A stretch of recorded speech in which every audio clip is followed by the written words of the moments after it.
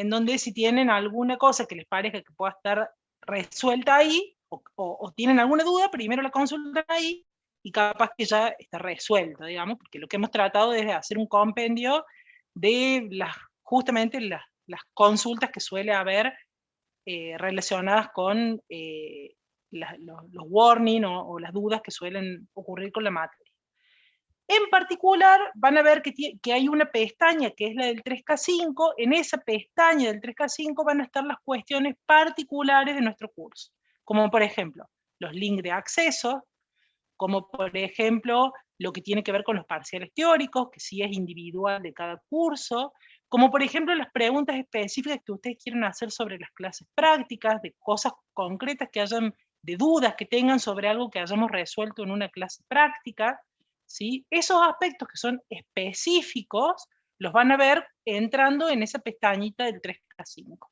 Lo propio de nuestra materia. Hay como un pequeño foro para la parte práctica, para que ustedes consulten, y los parciales teóricos también van a aparecer ahí, digamos, porque los parciales teóricos no son unificados con toda la cátedra, a diferencia de lo que ocurre con los parciales prácticos. ¿Hasta acá me siguen? Sí, todo en orden. Perfecto. Esta presentación, como es una presentación de clase, ¿dónde va a estar? En la solapa presentaciones de clase, ¿sí? La particularidad es que yo en esta presentación, la información que no es del 3K5 la voy a dejar oculta. Cuando ustedes vean la slide en la presentación de clase, lo van a ver para todos los cursos, digamos. Tendrían que sacar solamente lo que les importa al 3K5. ¿Sí? Condiciones de regularidad. Sería como lo primero, o lo primero que necesitamos saber a la hora de empezar a pensar en la materia. En realidad lo primero que necesitamos saber, lo voy a volver a repetir, lo dijimos recién, pero lo voy a volver a repetir porque tenemos más participantes, son los días y horarios de clase. Los días y horarios de clase son los lunes y los miércoles. Los lunes para clases teóricas podría haber alguna excepción, porque nosotros con las profes a veces nos intercambiamos en función de lo que consideremos necesario, pero en la generalidad los lunes de 18 a 20 son las clases teóricas y los miércoles de 18:30 a 20:30 son las clases prácticas. En la UB, en la parte del 3K5, hay un único link para las clases teóricas y un único link para las clases prácticas, ¿sí? Bien, condiciones de regularidad entonces. Nosotros tenemos, como en todas las materias, distintas condiciones para el alumno regular, para la promoción teórica, para la promoción práctica o para la aprobación directa. Para la regularidad, lo que necesitamos es, nosotros vamos a tomar 3 parciales teóricos con opción de recuperar 1 y 3 parciales prácticos con opción de recuperar 1. Para poder regularizar la materia, ustedes tienen que tener los 3 parciales aprobados, pudiendo usar la opción del recuperatorio. Pero finalmente tienen que tener los 3 parciales aprobados, tanto teóricos como prácticos. Y lo del PPI se los voy a dejar a los profes del práctico, así que yo les voy a explicar lo que tiene que ver con los parciales y con el trabajo grupal conceptual, y después le dejo a Flor que les explique acerca de las condiciones del PPI. Entonces, para tener la condición de alumno regular, tienen que tener aprobados los parciales teóricos y prácticos y aprobado un trabajo grupal conceptual que ustedes lo van a tener que presentar a fin de año, allá por noviembre, sobre un tema que es diseño de interacción hombre-máquina. Ustedes van a tener que hacer un trabajo grupal que es con exposición y eso tiene nota. Realizar materia con que el trabajo grupal esté aprobado es suficiente, digamos. Para tener la promoción teórica, que en verdad, digamos, de las dos promociones, la promoción práctica y la promoción teórica, en verdad, normalmente no hay tanta gente que accede a la promoción teórica por la forma en la que van rindiendo la materia, pero es una posibilidad que incorporamos hace un par de años y que implicaría que, que ustedes van a tener que rendir un examen final solo de la parte práctica. La parte teórica no la deberían rendir. ¿Qué condiciones tiene que haber o qué tienen que tener para eso? En términos de los parciales prácticos, es lo mismo que para la regularidad. La diferencia está en lo que tiene que ver con los parciales teóricos, que tienen que estar aprobados con nota de 8 o más, y el trabajo conceptual con nota de 8 o más, pudiendo usar la opción del recuperatorio, ya sea porque en algún parcial tuvieron una nota menor a 8 y quieren usarlo para ver si pueden acceder a la promoción, o ya sea porque en un parcial sacaron un 2 y después sube la nota y terminan teniendo 8 en 2 parciales y el recuperatorio y acceden a la promoción teórica. Lo mismo va a pasar con la aprobación práctica, pero al revés. Es decir, los parciales teóricos tienen que estar aprobados, los que tienen que tener una nota, en este caso 7 o superior, son los parciales prácticos, ¿sí? Fíjense que para la promoción teórica tiene que ser nota 8 o superior, para los parciales prácticos con nota 7 o superior. Esto es porque nosotros en el examen final, y en la parte teórica evaluamos una serie de cosas y de conceptos que si ustedes no lo van a rendir, esperamos que mínimamente los parciales teóricos tengan una nota 8 o superior. En la parte práctica, consideramos que con una nota 7 o superior, ustedes podrían promocionar la parte práctica, también pueden usar la opción del recuperatorio, porque después le vamos a tomar un examen teórico en donde podamos profundizar en los conceptos que nos parezca a nosotros que necesitamos profundizar. Y después, para aprobación directa, tienen que tener nota 7 o superior en todas las instancias. El trabajo conceptual grupal, los parciales prácticos y los parciales teóricos, pudiendo usar un recuperatorio para los parciales teóricos y un recuperatorio para los parciales prácticos.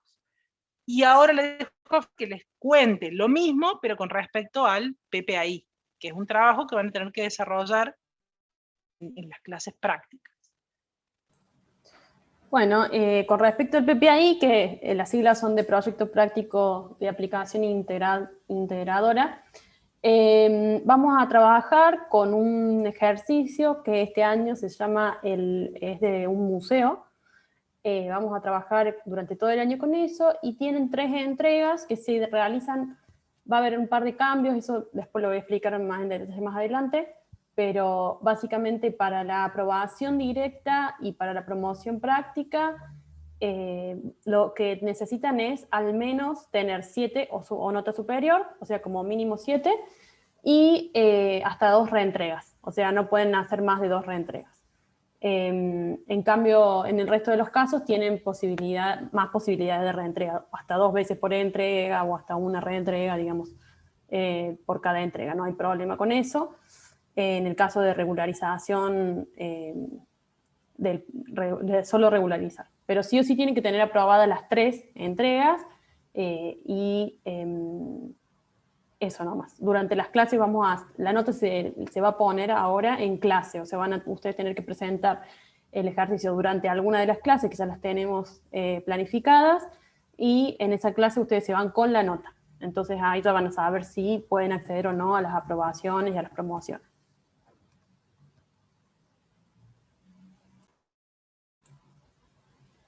No te escucho, Laura. Silenciada, sí. Ahora en un ratito, en un par de explicar bien el detalle del PPAI, simplemente, digamos, acá en términos de condiciones de regularidad, como para que pasamos de poco avanzando en cuáles son las condiciones para regularizar la materia. ¿Alguna duda hasta acá?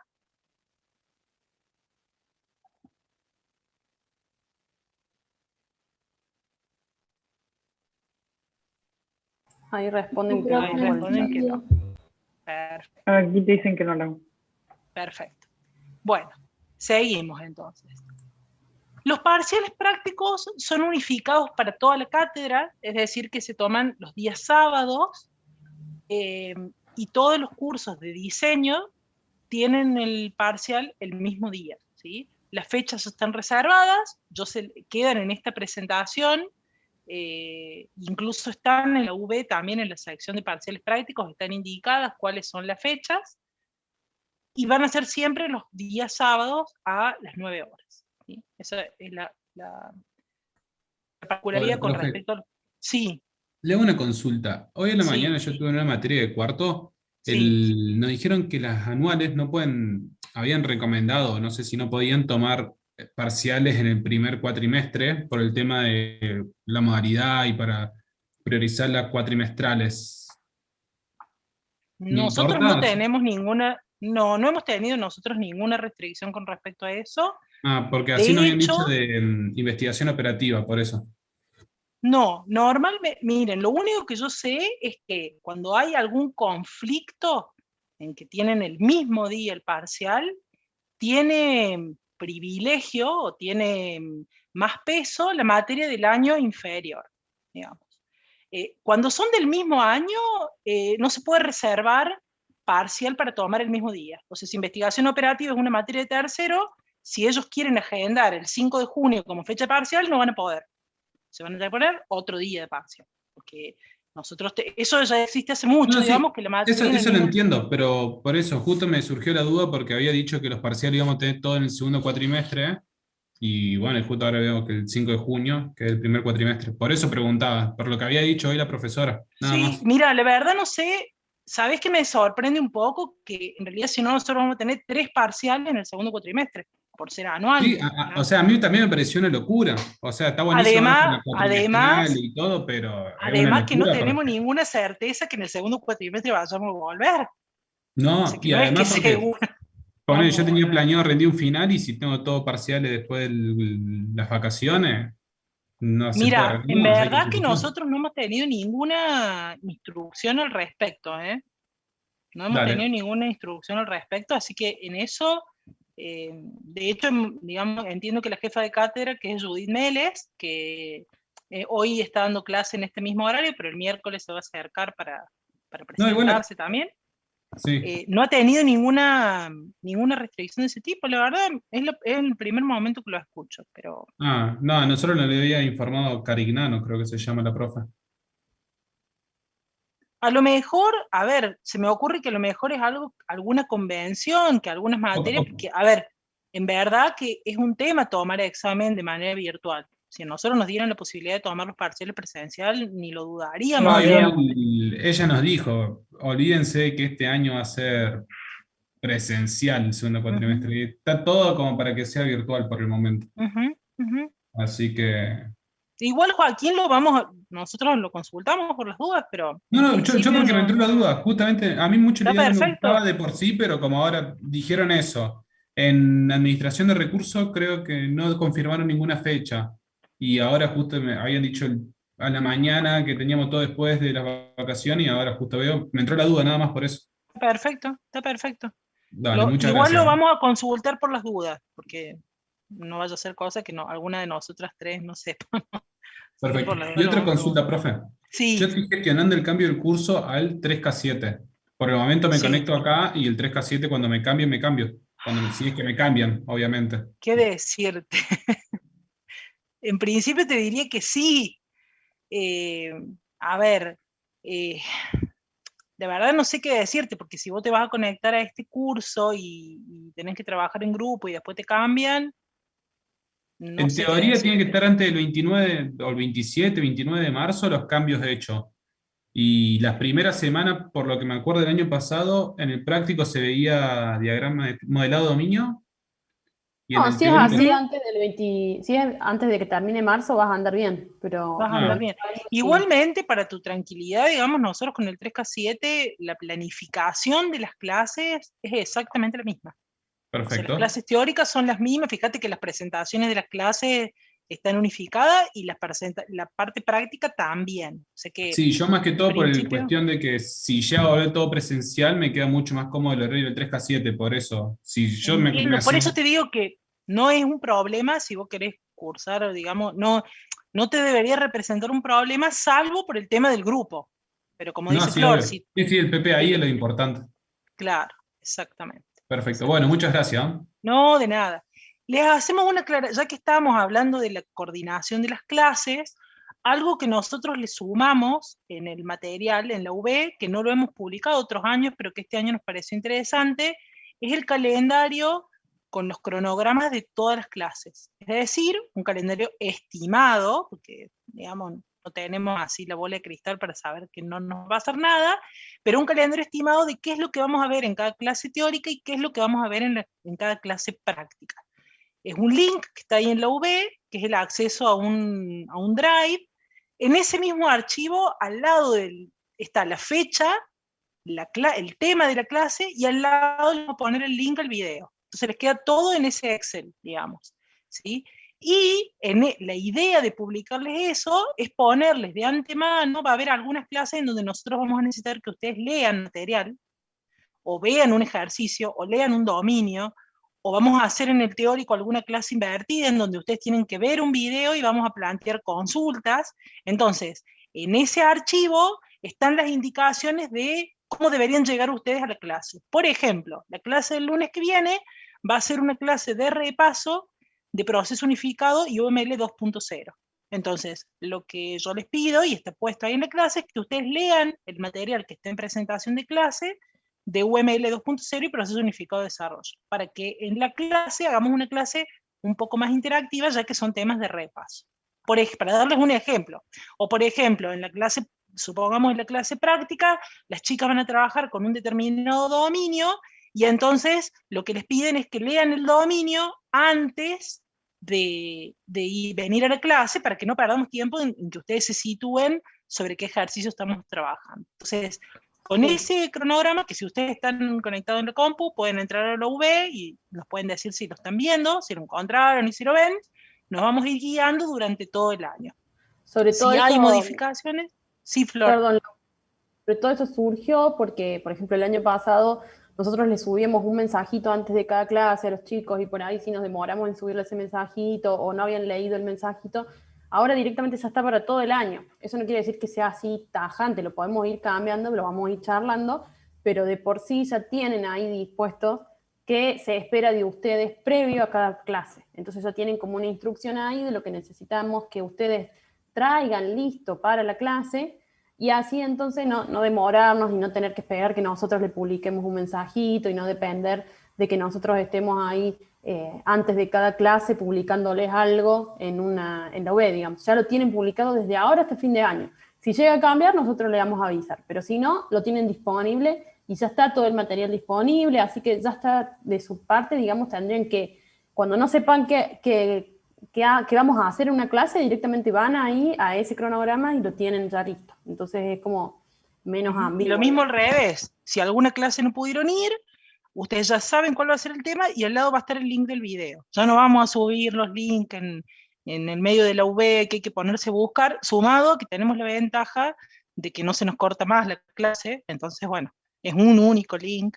Digamos, hay algunas cosas que se han mejorado por suerte. Bien, y lo que estoy mostrando ahora son las fechas de los parciales teóricos, que en general están pegaditos al parcial práctico en función de la conveniencia, a veces es antes o a veces es después, pero más o menos, digamos, son bastante pegaditos, o antes o después, ¿sí? Los parciales teóricos son los lunes, que es en el horario de la clase, ¿sí? ¿Hasta acá alguna duda?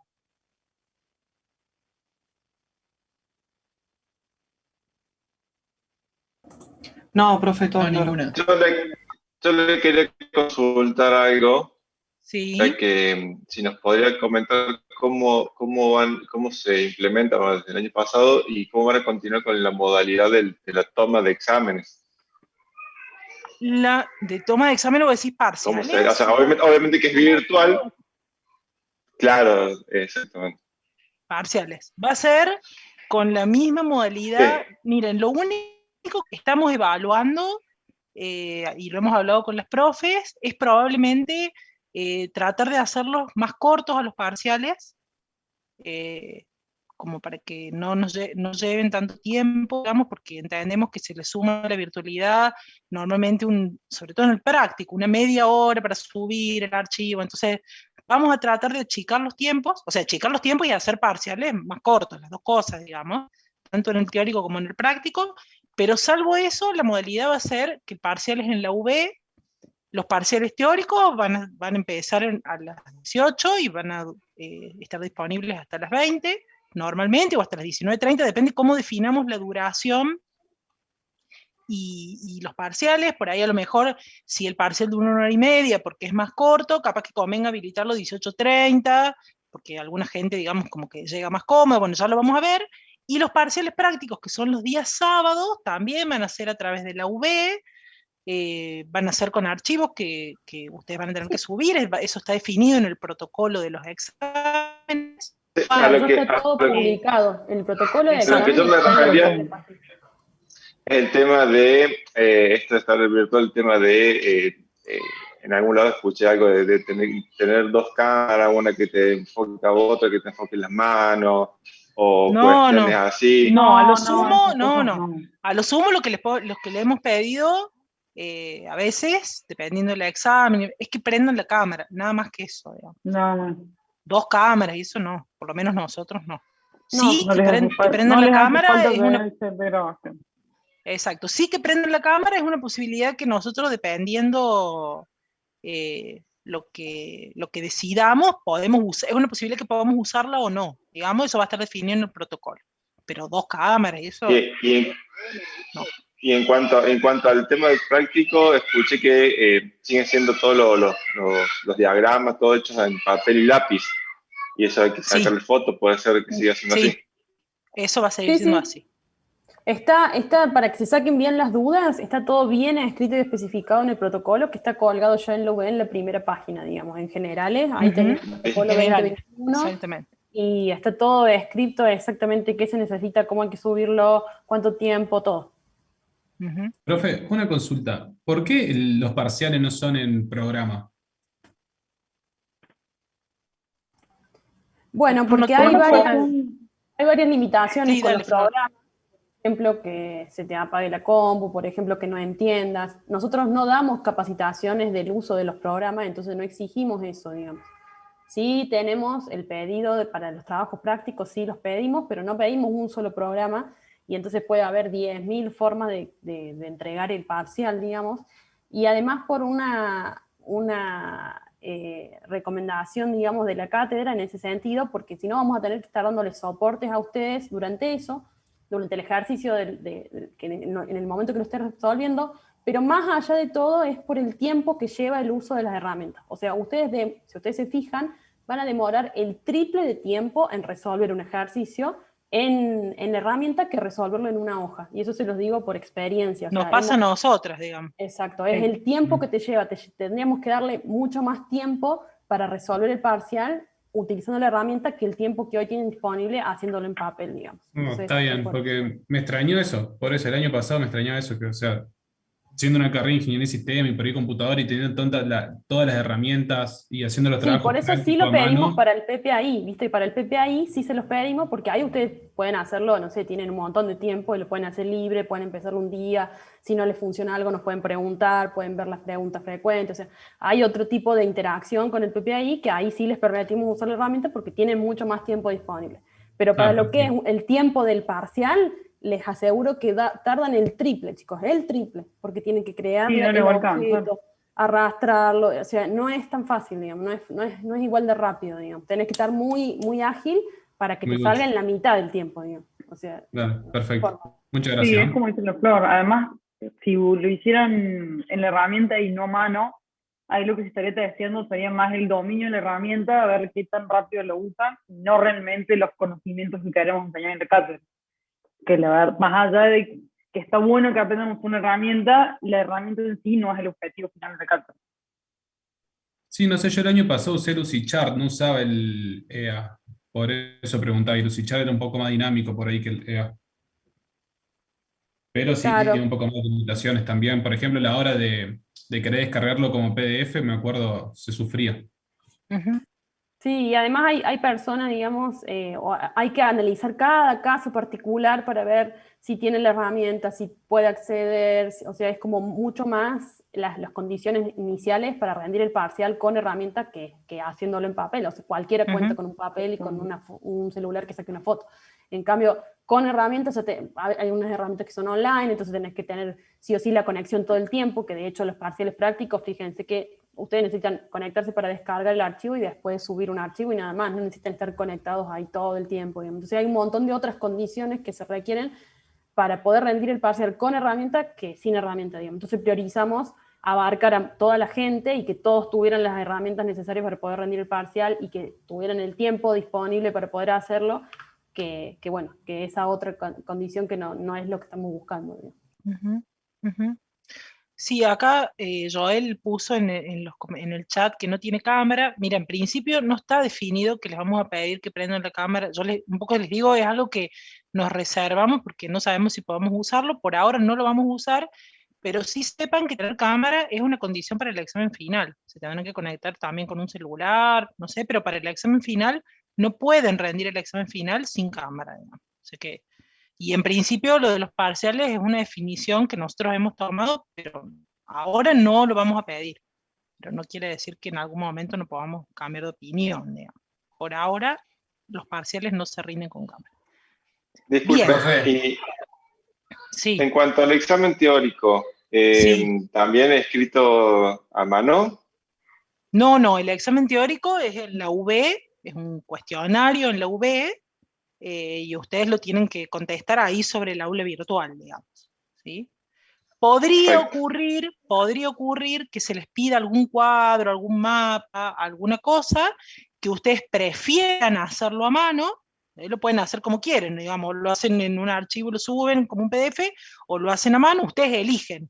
Si lo quisieran hacer a mano, está la posibilidad mientras lo suban con el formato que nosotros le pedimos, digamos, ¿sí? Como lo mismo que hace Es recién la profe, para simplificar, no tener que usar una herramienta para graficar lo que sea, es un gráfico a exactamente, mano, le saca pero, una foto y lo subís. exacto. Exacto, pero en el teórico sí no hay ninguna restricción. O sea, si ustedes me dicen, yo quiero, no sé, usted me pidió, no sé, y subir el archivo en Word, a mí no me molesta, digamos, porque lo que se evalúa es diferente y porque aparte son herramientas de ofimática las que van a usar, digamos, no es lo mismo.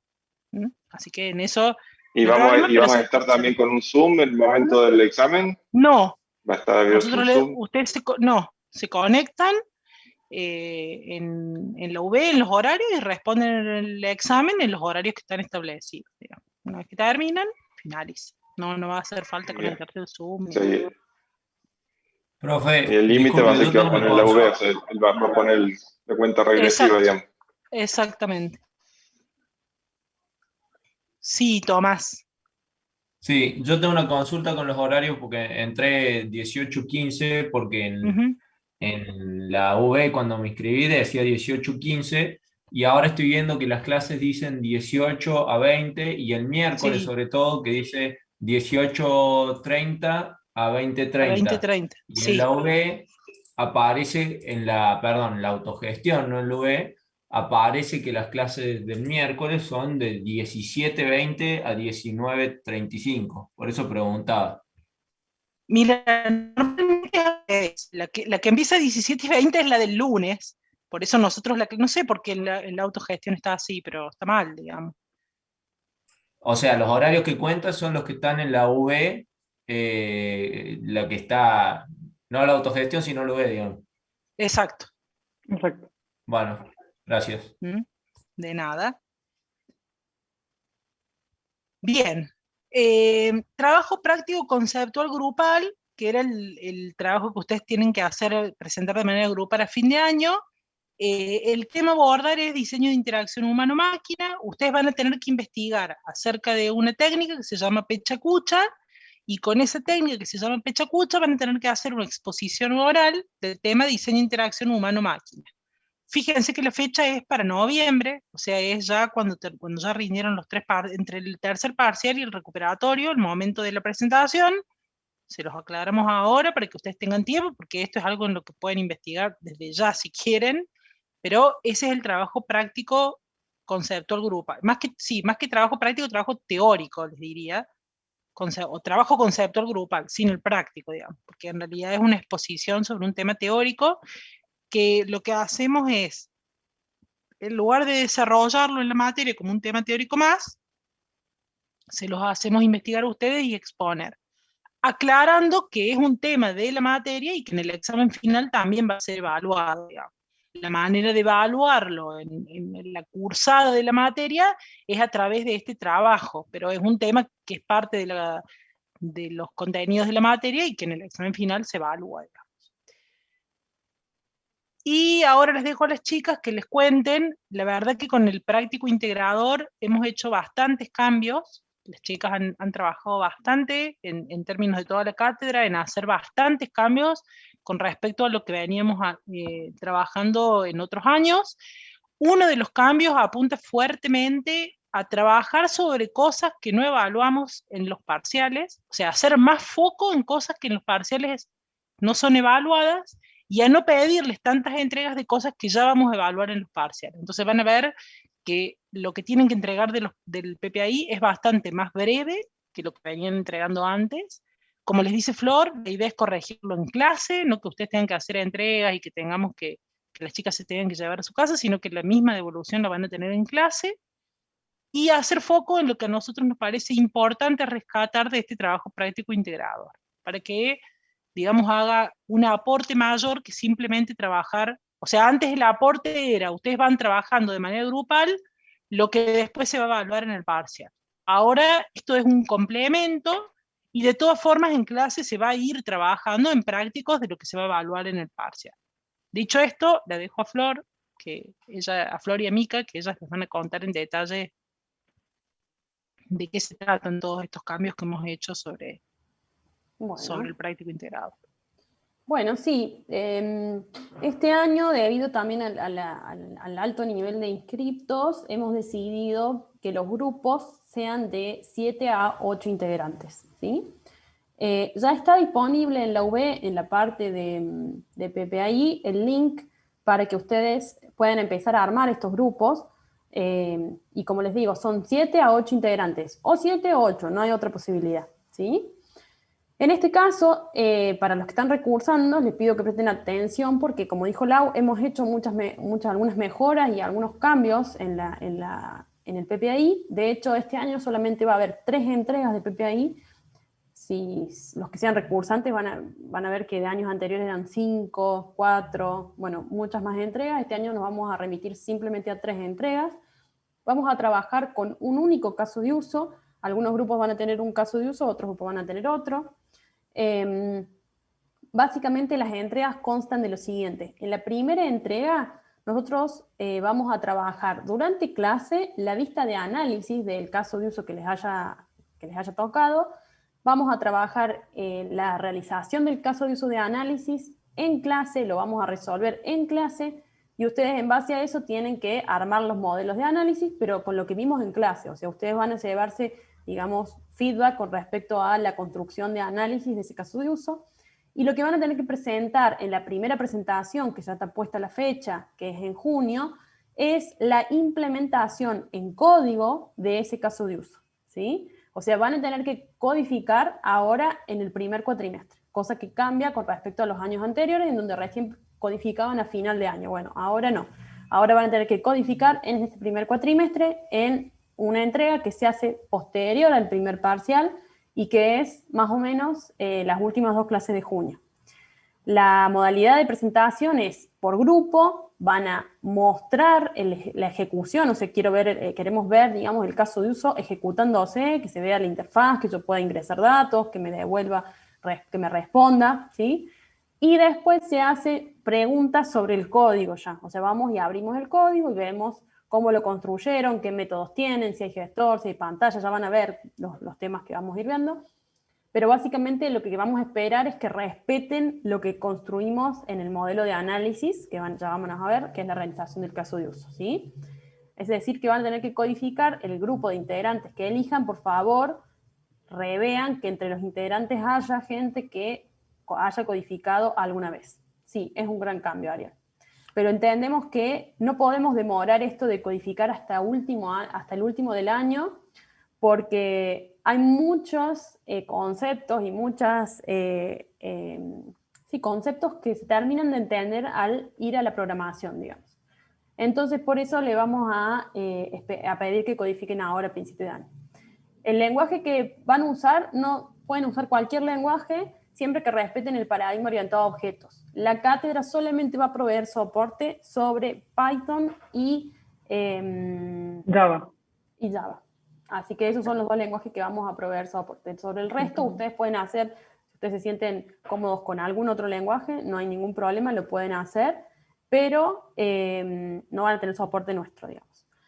Para todo esto estamos armando también, y estamos ahí completando las FAQs, las preguntas frecuentes sobre PPAI, sobre todo lo que tenga que ver con codificación también. Le vamos a proveer algunos lineamientos de buenas prácticas de programación también, pero van a tener que guiarse, digamos, por eso. Van a tener un foro de PPAI para poder hacer las preguntas. Igualmente no me quiero explayar mucho ya en lo que va a ser cada entrega, sino simplemente en cuáles son las condiciones de la entrega. O sea, las condiciones es que para la primera entrega ya está incluso publicadas las 3 tareas en donde ustedes van a tener que hacer la presentación de esto.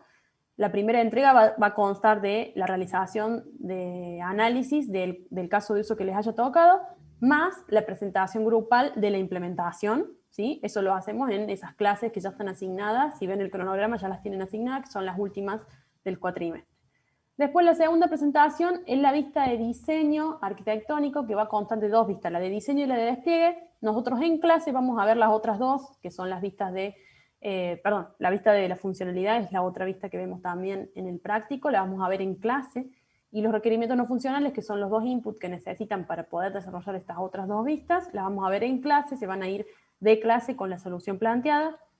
Y para todas estas presentaciones, algo que no dije, vamos a usar el recurso de subsalas. El Zoom tiene un recurso que es subsalas, en donde se dividen cada equipo en una sala particular adentro de la sala de la clase, y entonces la docente, sea Mica, sea yo, sea Silvia, va a ir moviéndose en esas subsalas para ir haciendo la corrección de la presentación, y entonces ustedes van a poder ahí defender las vistas que hayan construido para la segunda presentación, ¿sí? Ese día también ya está asignado, es un solo día y es en el segundo cuatrimestre, allá por septiembre. Eso también se realiza durante la clase, y esa clase se dedica solo a eso, digamos, y ustedes se van con la nota, ¿sí? Y la tercera presentación es la vista de diseño y la implementación del caso de uso también con el patrón de diseño. Esto esperamos que la tercera presentación ya no sea tan pesada como los años anteriores, porque al haber realizado la primera presentación, ustedes ya como que codificaron todo el caso de uso sin el patrón, que es lo que vamos a rediseñar ya a fin de año. Entonces, ¿qué les va a quedar para la tercera presentación? El rediseño del patrón, pero ya teniendo el código de todo el resto del caso de uso, ¿sí? Va a ser un poco más incremental, digamos, esto de codificar y llegar a final de año teniendo que simplemente rediseñar una parte y codificar solo esa parte que cambia por la implementación del patrón, y no todo el caso de uso como pasaba en los años anteriores. Esto también, hay clases asignadas ya a fin de año para la presentación de esto, y también vamos a trabajar durante el año en la vista de diseño de los casos de usos del PPAI para que ustedes ya puedan resolver eso durante clase y irse con los patrones que les van a tocar, digamos, ya resueltos y con feedback de nuestra parte para poder sentarse a programar con más información, ¿sí? Como si se fijan, digamos, ya tenemos inclusive en el cronograma muchas clases asignadas para trabajar con el PPAI. Entonces el PPAI va a tener más presencia durante las clases, que por ahí eso era algo que también ustedes reclamaban o que buscábamos, digamos, de que no tengan que hacerlo en un tiempo aparte, que lo tengan que hacer en sus casas, en otro momento, sino que durante clase vamos a tomar clases enteras para trabajar el tema del PPAI, para que después ustedes se vayan con un input más sólido para poder programar eso y presentar en la primera y en la tercera presentación la programación lo más fiel a los modelos que vamos a construir durante el año, ¿sí? Eso también es un avance en el sentido de que vamos a programar en etapas más tempranas y que ustedes van a tener más feedback a la hora de sentarse a programar del PPAI nuestro, ¿sí? Vamos a poder construir eso juntos.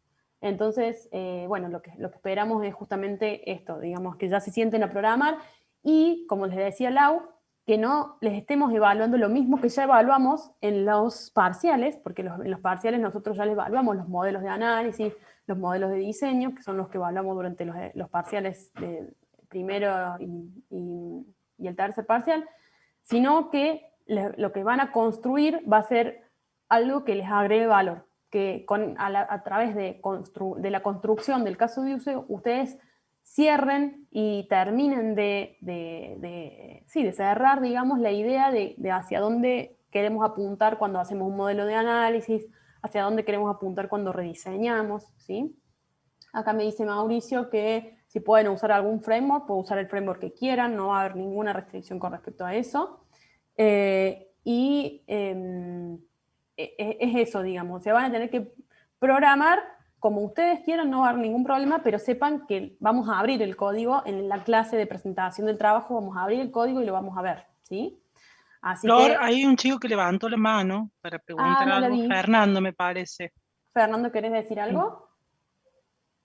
Sí, disculpe, por ahí no es exactamente del tema del PPI, pero sí es con respecto a los grupos, que, bueno, veo que somos muchos participantes y en el caso mío yo no conozco a nadie de acá y bueno, seguramente va a haber otros compañeros que pasa lo mismo. ¿Cómo va a ser la dinámica en esta virtualidad de armar grupos sin conocernos, sin vernos las caras? Si hay Bueno, alguna... vamos a estar trabajando en clase, sí, qué pregunta. Vamos a estar trabajando en clase, fíjate que con esta herramienta de las subsalas, ya por ejemplo la clase que viene del práctico, que el miércoles vamos a trabajar en el uso de subsalas, entonces se van a armar, por ejemplo, grupitos de 10, suponete, así al azar. Entonces ya ahí bueno. vas a tener más contacto cercano con tus compañeros. Igualmente nos consta que existen grupos de WhatsApp, que existen comunicaciones no formales o informales entre Seguro. ustedes, así que Sí. apelamos al uso No. de eso, ¿no? No, ya sé, siempre hay muchos conocidos y gente que ya tiene sus grupos armados, entonces me refiero a los poquitos que somos medio colgados como para decir, bueno, los últimos se juntan, todos los que no quedan sin grupos son los que arman un grupo de los no grupos. Claro, sí. Sí, una aclaración es que sí cambiamos, eso no les dijimos, Flor, la cantidad de integrantes. Claro, ahora son 7 u 8, digamos. De 7 u 8 respecto a otro año eran de 4 a 6. Al tener Eran más chicos, sí. Sí, al tener un nivel de inscritos mucho más elevado que otros años, hemos decidido también que la cantidad de integrantes del grupo sea mayor, ¿sí? O sea que son 7 u 8. Y con respecto a esta duda que vos te surge, Fernando, Está bien. esos son los Sí. canales, digamos, que tenemos. Va a ser durante clases, va a tener contacto más particular con algunos compañeros, por esto Más de que vamos a estrecho. estar en salas, sí, más estrecho. Y además tienen el chat de las clases, pueden, digamos, publicar ahí sus contactos, algún mail para que se puedan comunicar, pero la conformación de los grupos es su responsabilidad. O sea, nosotros no vamos a interferir, no es que vamos a decir, listo, se arman así. No, digamos, es parte de lo que esperamos que ustedes resuelvan, ¿sí? Nosotros esperamos que ya a esta altura, por más de que estés colgado, por más de que no conozcas a nadie, tengas las herramientas como para poder enlazarte con alguno y comunicarte y ver de conseguir los contactos para poder... Ahí te aparece un chat de WhatsApp ahí en el grupo. Ya tenés eso, Lili. Sí. Canales hay, y acá, digamos, así que... Los botanienses somos unos cracks. Sí, en comunicarse con ustedes eso está súper resuelto, así que no nos quedan dudas de que van a poder hacerlo, y de hecho esperamos que digamos, es parte también de nuestra profesión el poder conformar equipos, el poder resolver los problemas que surjan adentro de un equipo, entonces esperamos que esa parte la resuelvan ustedes, porque no queremos ser arbitrarias y armar los grupos así al azar, digamos, esperamos que lo puedan resolver de alguna forma con sus más afines, o si no tienen afines, que puedan encontrar otras personas que estén en la misma situación y que lo puedan resolver entre ustedes. Para eso ya está listo también, no sé si lo dije, sí lo dije, el formulario de los equipos, a donde pueden ustedes ahí, a través de un form de Google, completar sus datos y dar de alta su grupo, ¿sí? Una vez que los grupos ya estén armados, después el trabajo en subsalas va a ser a través de, vamos a dar de alta cada uno de los grupos y ustedes se van a ir sumando a su grupo solamente, digamos. No tenemos grupos armados y no está todo prefijado, lo vamos a hacer al azar, vamos a armar subsalas al azar y entonces ahí van a tener posibilidad de conectarse con los otros compañeros. No sé, Mica, si querés aclarar algo, si me olvidé de algo. Sí, acá veo que alguien preguntó si vamos a tener que programar patrones en la primera entrega. No, en la primera entrega, como dijo la Flor hace un rato, no van a programar un patrón, van a programar la realización de ese caso de uso, la van a hacer primero y después van a programar ese caso de uso, sin ningún patrón. Los patrones programados que van a tener que entregar son para la tercera presentación de PPI. No sé si queda claro, Nicolás.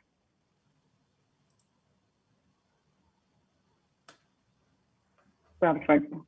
Ok. Bueno, antes de empezar con la clase teórica de hoy, porque todavía nos queda, digamos, un rato y vamos a aprovechar para hacer algún repaso, nos interesa saber un poco cómo cada uno de ustedes está llegando a cursar la materia. Entonces, vamos a ver si sale esto, que lo estamos probando ahora. Vamos a hacer lo que se llama una votación para que cada uno de ustedes nos digan cuál es la condición por la cual llegan a cursar diseño. Sabemos que han levantado el tema de las correlatividades, que se pueden, digamos, inscribir en diseño sin haber regularizado ASI, por ejemplo. Algo que nosotros desaconsejamos fuertemente, sinceramente, porque nos parece difícil que alguien que haya quedado libre en ASI pueda entender los conceptos que se vierten en esta materia y que se dan por aprendidos en ASI, independientemente, digamos, de que ustedes puedan hacerlo. Y como más o menos queremos saber cómo está cada uno situado, armamos una pequeña votación que la voy a mandar ahora para que cada uno vote. Es anónima, o sea que en realidad no importa la situación individual de cada uno, no nos importa en términos individuales, sino en términos de cantidad. ¿Sí? Así que no sé si ahí lo ven para responder. Sí, se ve, profe. Genial. A ver si cada uno puede votar y así nos da a nosotros como una pauta de qué tenemos. Pauta de cómo está. Sí. ¿Qué sería diseño regular? Quiero AD. Quiero aprobación directa. Hay gente que tiene regular diseño, pero la vuelve a cursar para tener la aprobación directa. Profe, ¿me lo puede volver a mandar porque se me cerró? Perfecto, es mi caso. Ah, no puedo volver a mandarlo porque ya está abierta. No sé cómo se vuelve a mandar. Me mataste. Igual no se preocupen porque no es que lo vamos a contar uno por uno. Es para saber una tendencia, digamos. Si alguien no votó, no es tan importante, digamos.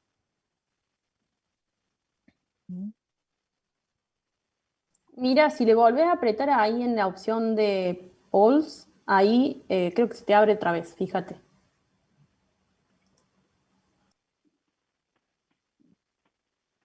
Ahí está, gracias. Nada.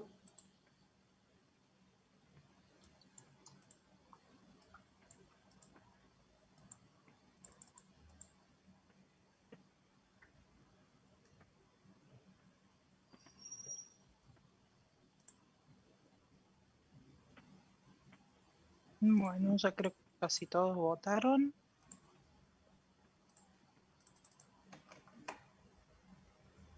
¿No valía que votemos yo y Mica también? No. Están recursando ustedes. ¿Nos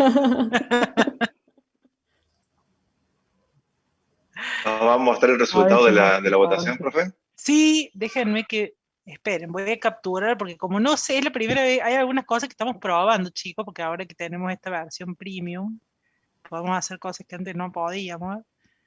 Entonces, bueno, estamos ahí tratando de ver si funciona o no funciona. Creo que funciona, ¿ya está? ¿Alguien falta o ya lo puedo finalizar? Bueno, supongo que ya estamos. Yo no voto todavía.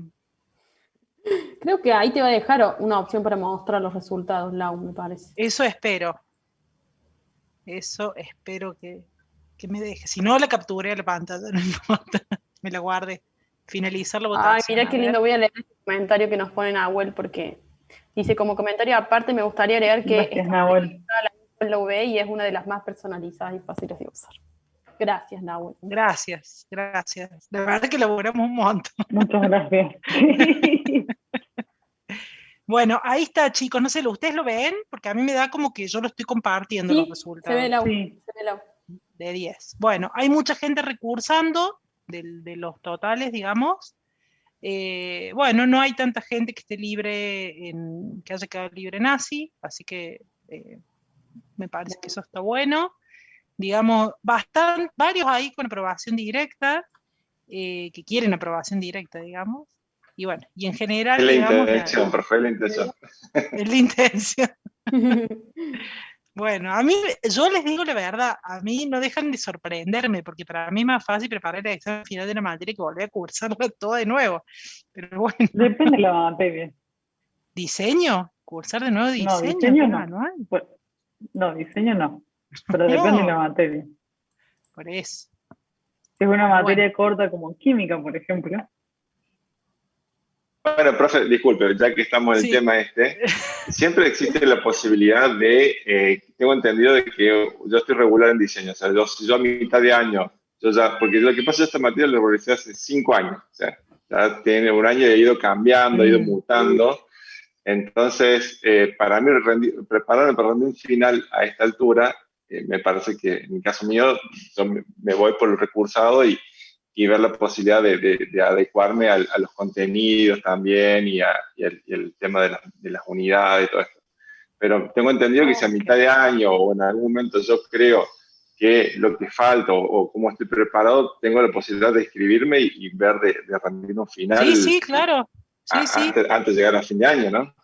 es así. No es que porque vos estés cursando perdés tu Así regularidad, que bueno, digamos. vamos a intentar eso. Es así. Ok. Bueno.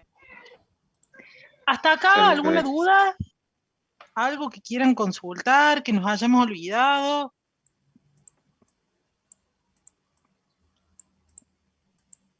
Entren a la UB, en la UB toda la información, así que no debería haber nada que necesiten ustedes y que no esté en la UB. Si no hay más dudas, vamos a empezar entonces con la clase teórica de hoy, que va a ser una clase de repaso. Yo las voy a liberar a las chicas si se quieren ir, porque simplemente vamos a hacer teórico, así que para que ellas no me estén escuchando por enésima vez con el mismo tema. Así que les dejo que les saluden. Y arrancamos. Lo que vamos a hacer es una revisión de los conceptos del paradigma orientado a objetos. Eso es lo que vamos a ver en lo que nos queda de la clase de hoy. Bueno, chicos, yo los dejo, nos vemos el miércoles. Vamos a empezar repasando, luego de que Lau ahora repase paradigma orientado a objetos, nosotros el miércoles vamos a arrancar con un ejercicio que es el de la policía caminera, que ya está publicado en la UB, en la primera página de generales, digamos. Perdón, en los casos prácticos, esa es la que vamos a usar porque ahí vamos a sacar los casos prácticos que usa toda la cátedra, entonces ahí ya lo pueden encontrar. Y vamos a trabajar con ese ejercicio. Va a haber un Kahoot al final, así que quédense hasta el final. Y bueno, los espero para trabajar en modelo de dominio y nos vemos el miércoles, si no hay más dudas. Sí. Sí. En principio hasta las 20:30, pero vamos a ver si llegamos a terminarlo antes. Listo. Chau, chau. Adiós. Chau, Lau, nos vemos. Chao. Bueno, lo que vamos a ver si en la clase de hoy alcanzamos a repasarlo completo, y si no, la clase que viene también es una clase de repaso de proceso unificado y de UML 2.0, así que si esto se nos hace un poco largo, lo podemos terminar en la clase que viene. Vamos a ver cómo vamos y cuántas dudas surgen. En verdad, digamos, las cuestiones que tienen que ver con los conceptos del paradigma orientado a objetos son cuestiones básicas a la hora de entender los conceptos de esta materia. Y si bien ustedes ya lo vieron en ASI, porque para poder trabajar en ASI tienen que haber, incluso algunos de estos conceptos los han visto, supongo yo, en paradigma también, en la materia de paradigma de programación. Es muy importante para nosotros hacer un repaso y que ustedes los entiendan, porque son la base de todo lo que vamos a hacer en el resto del año, ¿sí? De hecho, muchos de estos conceptos son conceptos que hasta los preguntamos al final para ver si ustedes terminan de entender, digamos, cómo se trabaja o cuáles son los fundamentos de este paradigma. Por supuesto que lo que vamos a ver ahora, en cuanto a lo que vamos a desarrollar en el transcurso de la materia, son conceptos que los vamos a tocar, si se quiere, en términos de repaso, de manera un poquito superficial. Y después, a medida que avanzamos en el año, vamos a profundizar bastante, ¿sí? Profe, una Cualquier consulta. cosa, sí. Todos estos temas, el repaso de ASI, ¿no? Este tema de paradigmas, sí, es repaso de Sí, ASI. ¿esto Y se de la clase que viene evaluaba? también. Si esto entra en los parciales, ¿eso me Sí, preguntabas? sí, Así sí, como sí. pregunta teórica del tema, no. Lo que pasa que hay Entra algunos raros. conceptos, por ejemplo, vamos a hablar de la cohesión. Y Claro, si entra bien la indirectamente cohesión, por los patrones GRASP. exactamente, por los patrones GRASS y los patrones de diseño, entonces son conceptos que necesitamos repasar y que de alguna manera u otra no les voy a preguntar qué es un objeto en el parcial, digamos, pero quizá, digamos, o sea, sí van a ser conceptos que van a necesitar para responder algunas consultas o algunas preguntas que nosotros hagamos en el parcial más que consultas. Perfecto. Y la Porque, otra, le pregunto, porque yo sí, entré a las I16 por ahí, no encontraba el link y pensé que arrancaba a las I4. ¿Toman asistencia? ¿Hay que escribir en el chat o algo el no, nombre? no, ¿No? no, no, no. Perfecto. Perfecto. Por las dudas, Las ya clases que. quedan grabadas por si ustedes no pudieron venir y no se toma asistencia, digamos. Perfecto, buenísimo. Libre asistencia. Les hago una aclaración, ya que estamos todos en esta primera clase, muchos, con respecto a la modalidad de los parciales teóricos. En los parciales teóricos, y ya el año pasado nosotros lo hicimos así, los que están cursando, no le vamos a hacer preguntas, por ejemplo, ¿qué es un objeto? O explíqueme qué es la cohesión. Lo que nosotros vamos a hacer es hacerlo relacionar conceptos. Eso porque si yo les pregunto el concepto, ustedes vienen en la slide, copian, pegan y así me responden. Entonces yo lo que necesito es validar que se entendió el concepto. Entonces vamos a usar distintos recursos, a veces algún cuadro comparativo, a veces alguna otra herramienta, o les voy a hacer relacionar distintos conceptos. Por ejemplo, decime en este patrón cómo evidenciamos que se aplica la cohesión. Y entonces ustedes tienen que entender qué es la cohesión y tienen que entender cómo funciona el patrón para poder explicarme eso.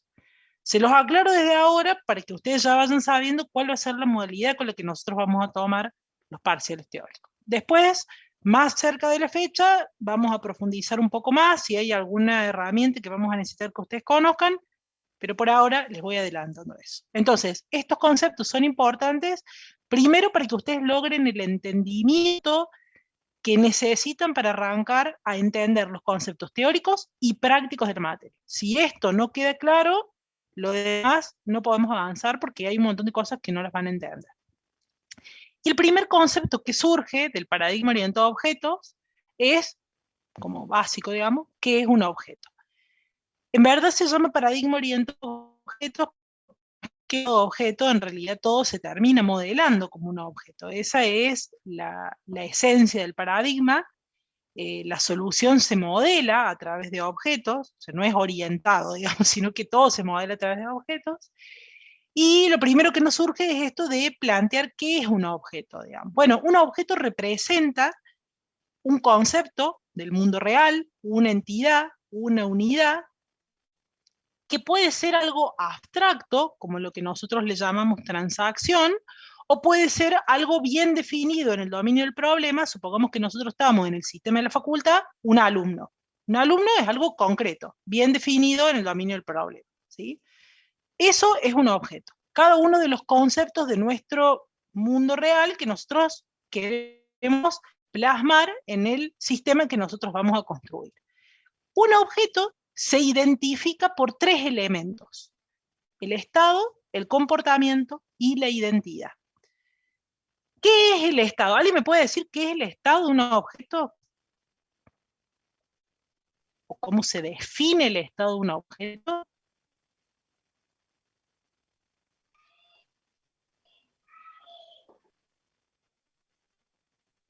No. Bueno. Sí, perdón, estaba muteado. A ver. Es el valor de los atributos en el momento en el que se está viendo.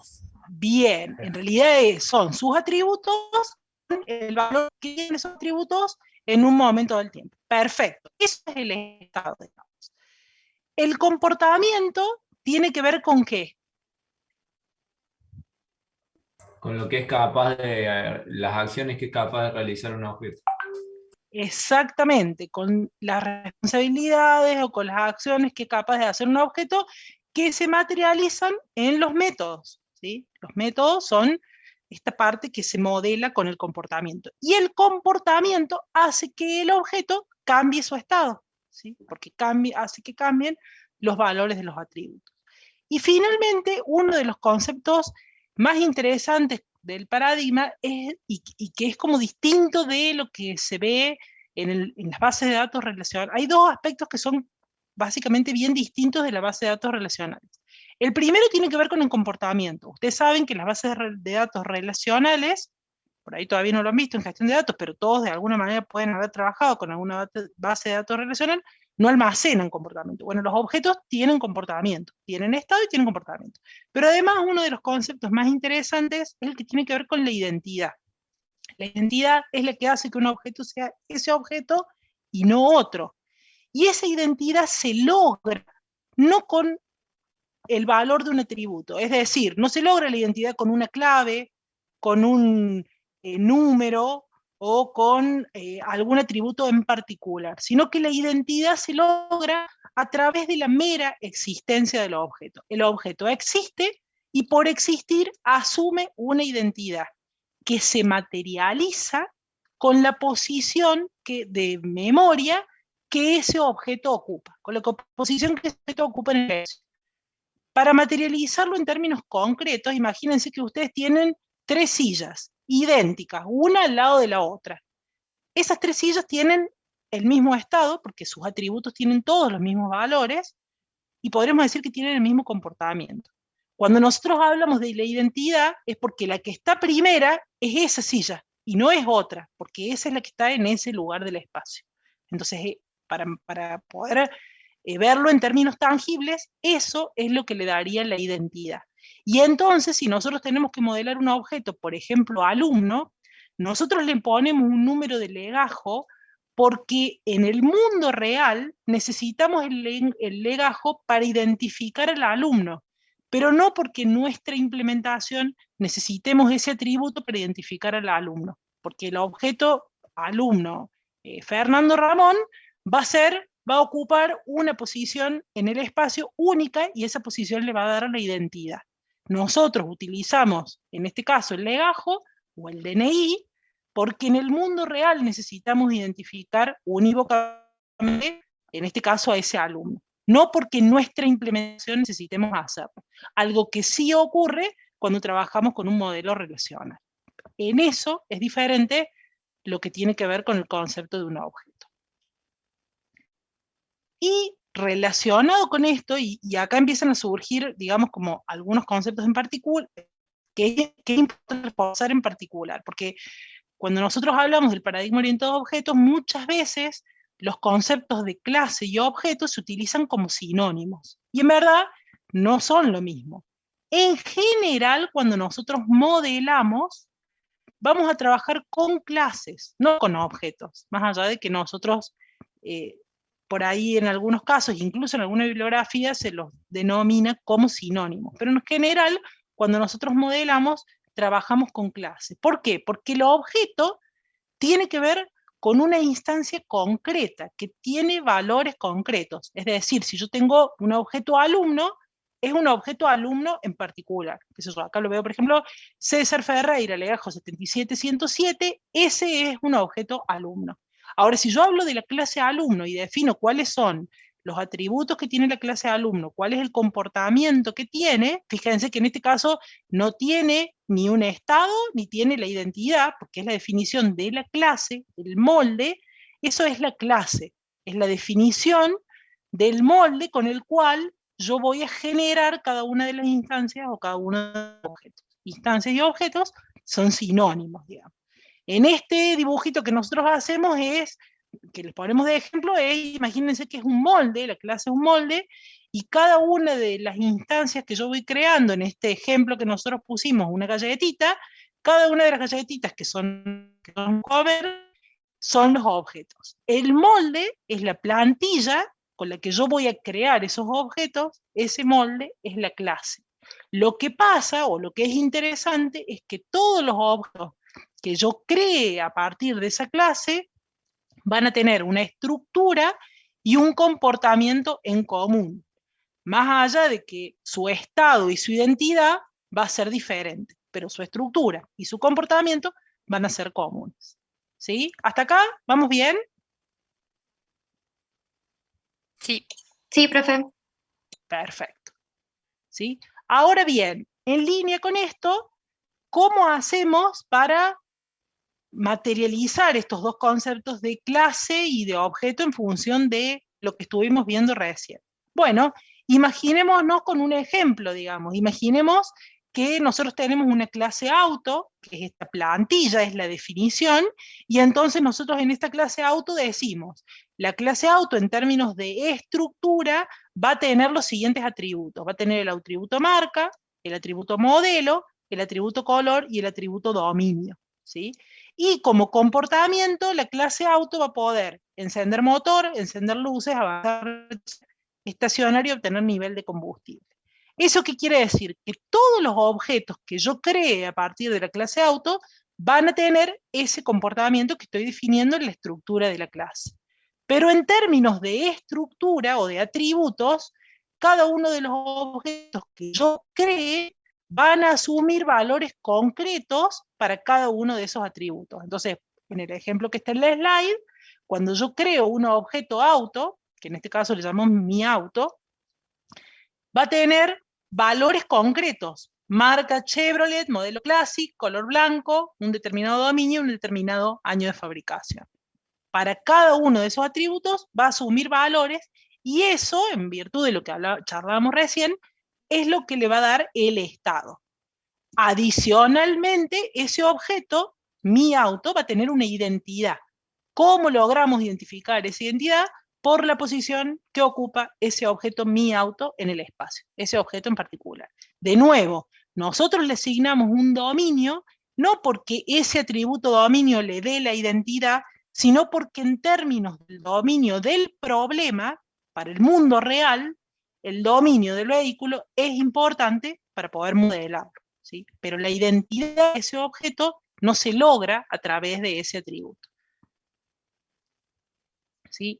Entonces, como en virtud de esto, ustedes se pueden dar cuenta que nosotros en general trabajamos, ustedes cuando trabajaban en ASI, una de las cosas que entiendo, digamos, que terminaron modelando es el modelo de dominio del problema, ¿sí? Que en algunos casos, en alguna bibliografía, se le suele llamar modelo de objetos del dominio del problema. En realidad no es modelo de objetos, porque justamente por esto que estamos diciendo, lo que modelamos en el dominio del problema son clases, no objetos.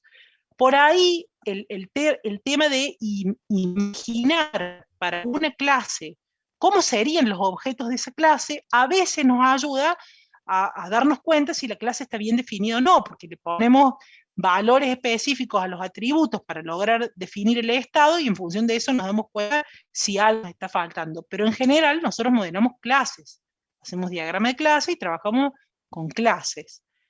En algún diagrama en particular vamos a trabajar con objetos, ya lo vamos a ver en el transcurso del año, pero conceptualmente, al menos hasta ahora, y al menos en el modelo de dominio del problema, que es el primero con el que vamos a trabajar, que van a trabajar ustedes con las chicas en el práctico, lo que se trabaja, lo que se modelan son clases.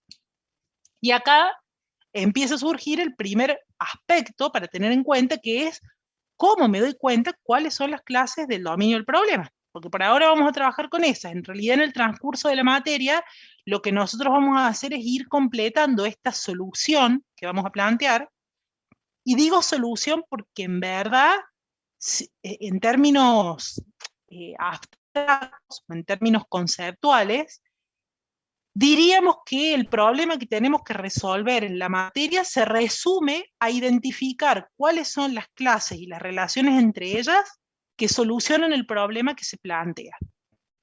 Es un término general, no es tan sencillo, digamos, y tiene como esto de trabajar con distintos modelos y con distintas vistas y diagramas para lograr eso, pero en términos conceptuales, si ustedes me preguntan a mí, decir, bueno, ¿qué es lo que yo voy a aprender en el transcurso de la materia? Y bueno, voy a aprender a identificar cuáles son las clases, a construir una solución en función de un modelo que me permite identificar cuáles son las clases y las relaciones que existen entre ellas, básicamente. Entonces, el primer punto, a esto iba que por ahora las clases que ustedes van a lograr identificar son las clases del dominio del problema. Nosotros después, a medida que vayamos avanzando en la materia, van a aparecer otras clases que no son las del dominio del problema y que son como más difíciles de identificar. Pero por ahora, y en función de lo que ustedes vienen viendo en ASI, nos interesa que ustedes identifiquen las clases en el dominio del problema. Y acá, si ustedes vieron, pueden volver a sacar el apunte de los patrones COAD,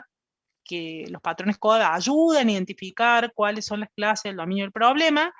Algunas nos surgen más fáciles, como por ejemplo los roles, los lugares, las cosas. La de las cosas es como la más fácil que surge siempre, digamos. Y las más difíciles, que son las que tienen que ver con conceptos o sobre todo con transacciones. Las clases que tienen que ver con las transacciones normalmente son las que más les cuestan identificar y son clases que son clave o son muy importantes en el dominio de todos los problemas. Digamos, por lo menos los sistemas con los que nosotros trabajamos en los prácticos, todos tienen transacciones, todos los dominios, ¿sí? Por ejemplo, si nosotros hablamos en el contexto de la facultad, de un sistema para la facultad, ¿qué transacción se les ocurre? La inscripción de alumnos. Inscripción a cursado. Muy bien, la inscripción es una transacción. Es algo que pasa entre las otras clases, ¿sí? Normalmente las transacciones son eso. Y siempre, o por lo general, son las clases del dominio del problema que más les cuesta identificar. Porque como les digo, los lugares, los roles, el rol alumno, el rol docente, es como lo más fácil de identificar. Incluso algunos conceptos como materia, carrera, son como los que surgen más fáciles. La transacción, que es lo que ocurre en estos roles o cosas o lugares, y que es lo que los relaciona, muchas veces es lo más difícil y les diría que lo más importante. Entonces, está bueno a la hora de pensar en las clases que forman parte del dominio del problema, hacer este trabajo de hacer esta recorrida, decir, bueno, ¿cómo definía las clases? Los roles, los lugares, las cosas, los conceptos y las transacciones.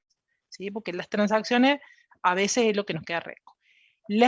Yo, digamos, siempre les sugiero que vuelvan a rever el tema de los patrones de COAD, la apunte de los patrones de COAD que ayuda a identificar las clases, porque además, más allá de hacernos esta identificación de las clases que está en el cuadrito este de la slide, nos ayuda a pensar, es decir, bueno, a ver, la transacción siempre tiene fecha, muchas veces tiene un número, entonces nos ayuda además a completar los atributos que forman parte de la estructura de cada una de estas clases del dominio del problema. Así que, en verdad, está bueno que lo vuelvan a buscar, digamos, si lo tenían por ahí en ASI o si han recursado diseño. ¿Sí? Bien. Hasta acá estamos. ¿Me siguen? ¿Alguna duda?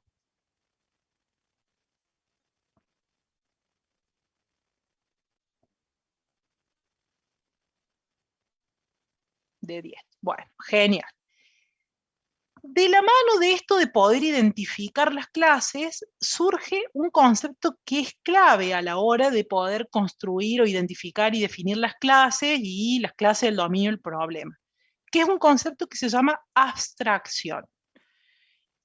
¿De qué se trata esto o por qué la abstracción es tan importante a la hora de pensar en la definición de las clases? Imagínense que nosotros venimos hablando de clases que representan el dominio del problema, ¿sí? Y que son cosas que tienen existencia en el mundo real. Por ejemplo, un alumno, siguiendo con este ejemplo como clásico de la facultad. Ahora, imagínense que cuando yo les pregunto a ustedes cuál es la estructura que van a definir para la clase alumno y cuál es el comportamiento que van a definir para la clase alumno, podría ser, digamos, inagotable, porque yo podría decir, bueno, yo para el alumno quiero el legajo, el nombre, el apellido, el DNI, pero quiero el grupo sanguíneo, quiero saber la altura, quiero saber cuánto pesa, quiero saber cuánto mide, bueno, ya dijimos la altura, quiero saber si su examen médico, digamos, está ok. Algunas de estas cosas que yo nombré son útiles para el sistema académico y otras no, digamos.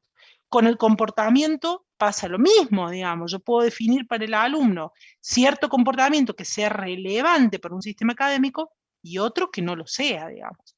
¿Y cuál es el límite? Bueno, el límite tiene que ver con esto de la abstracción. La abstracción es lo que nos permite a nosotros pensar en la definición de la clase desde la perspectiva del observador. ¿Qué quiere decir? Si yo voy a crear una clase alumno para el sistema académico, la verdad, a ver, el color de ojos del alumno es irrelevante, no me importa, digamos. Entonces, no es un atributo que yo voy a definir dentro de su estructura, digamos, porque no, para la perspectiva del observador, que lo que le importa tiene que ver con la situación académica del alumno, eso no tiene que ver. Este concepto de abstracción es justamente un concepto clave que nos permite modelar a las clases del dominio del problema, porque si no sería un infierno, si no, no terminaríamos. Imagínense que si uno pudiera modelar todos los objetos que existen en el mundo real tal cual son, sería inabarcable, digamos. Entonces, este concepto de abstracción en el paradigma orientado a objetos es clave para que esto pueda materializarse, para que realmente yo pueda modelar lo que ocurre en el mundo real a través de estas clases, a través de esta definición de las clases. ¿Y cómo se logra esto? Y bueno, se logra con este concepto de abstracción, en donde yo tomo solo las características esenciales que para el problema que yo estoy modelando me son relevantes. Y aquellas características que para el problema que yo estoy relevando no son relevantes, las dejo de lado, no las incluyo, porque lo único que hacen es complicarme la vida, digamos. ¿Sí? Entonces, por eso, este concepto de abstracción es un concepto clave en el paradigma orientado a objetos. Y de la mano con este concepto de abstracción, surge un concepto que lo vamos a ver a lo largo de todo el año, porque, digamos, si bien este concepto es un concepto que incluso antes de que existiera el paradigma orientado a objetos, ya se veía como la vida de un diseño, el paradigma orientado a objetos lo toma y lo pone como una base a la hora de definir un buen diseño. Y es el concepto de cohesión, ¿sí? ¿Alguien sabe lo que es la cohesión? Ayuda a medir la calidad del diseño de las clases. Está muy bien, pero ¿qué es la cohesión? Es el grado de relación que hay con la responsabilidad de la clase. Bien, es el grado de relación que hay en la estructura y el comportamiento o las responsabilidades de la clase. Es lo que pasa adentro de la clase, ¿sí?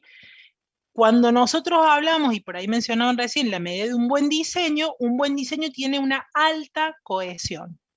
¿Qué quiere decir esto? Que todos sus atributos y su comportamiento están fuertemente relacionados entre sí, ¿sí? Lo que pasa dentro de la clase tiene una fuerte relación.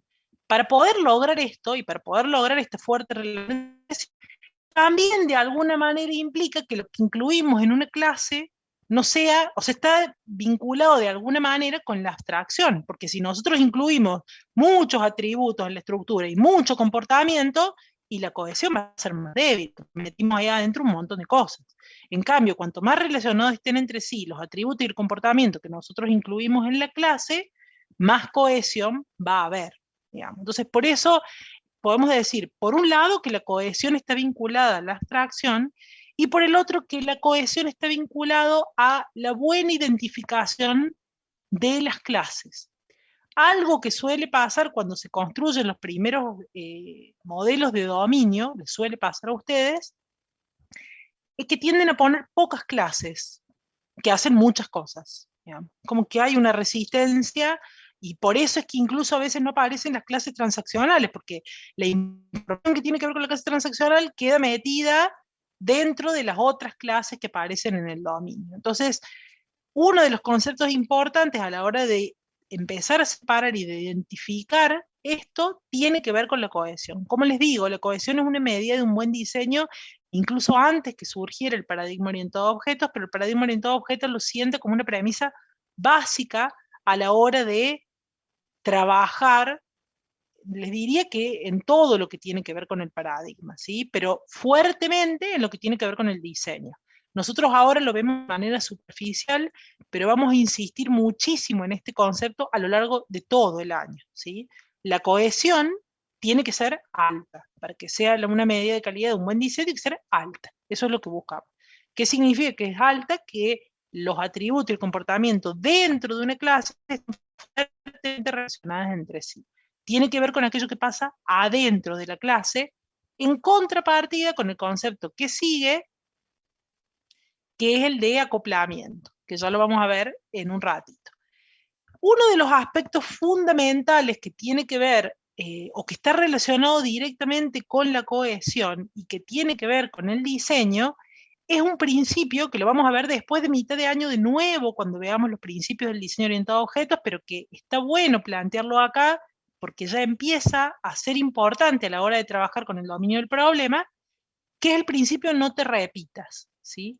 Y que tiene que ver con crear abstracciones, que son estas clases. Las abstracciones, digamos, en el dominio del problema del que nosotros estamos hablando, cada clase es una abstracción, ¿sí?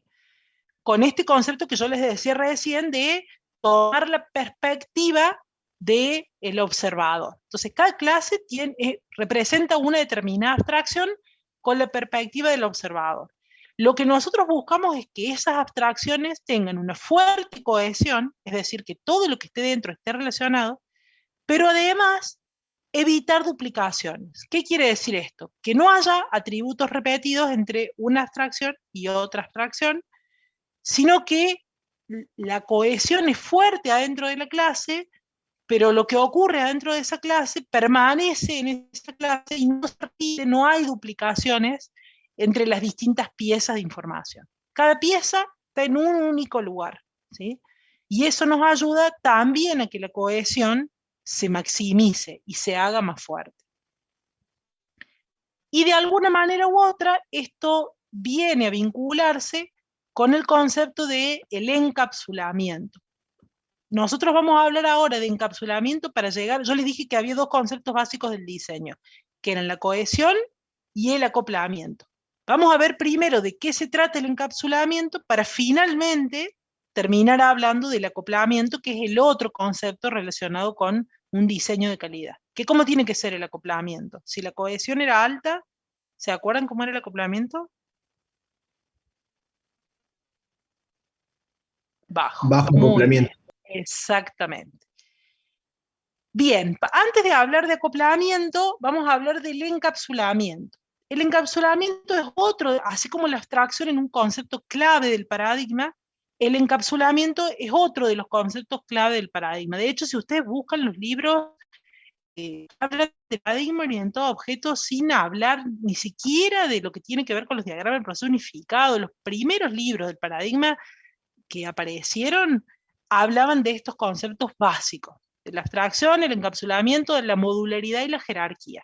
Uno habla y dice, ¿cuáles son los principios del paradigma orientado a objetos? Esos cuatro: abstracción, encapsulamiento, modularidad y jerarquía.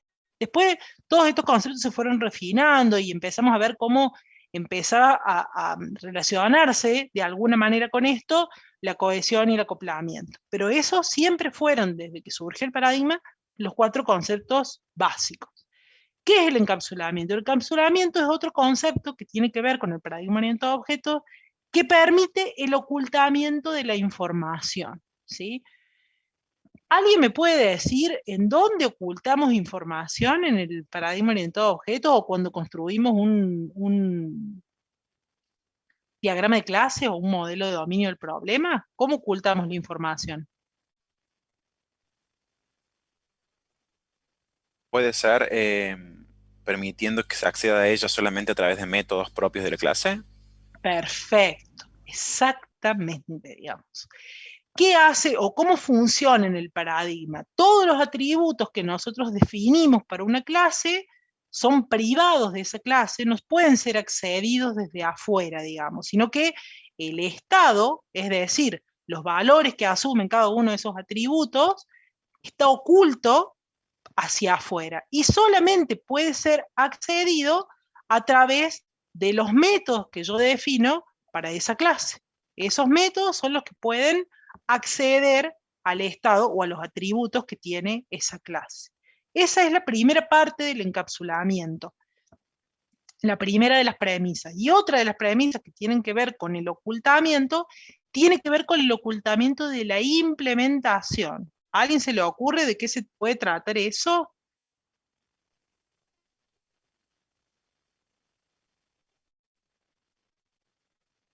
¿Dónde vemos la implementación? ¿Cómo se modela la implementación adentro de una clase?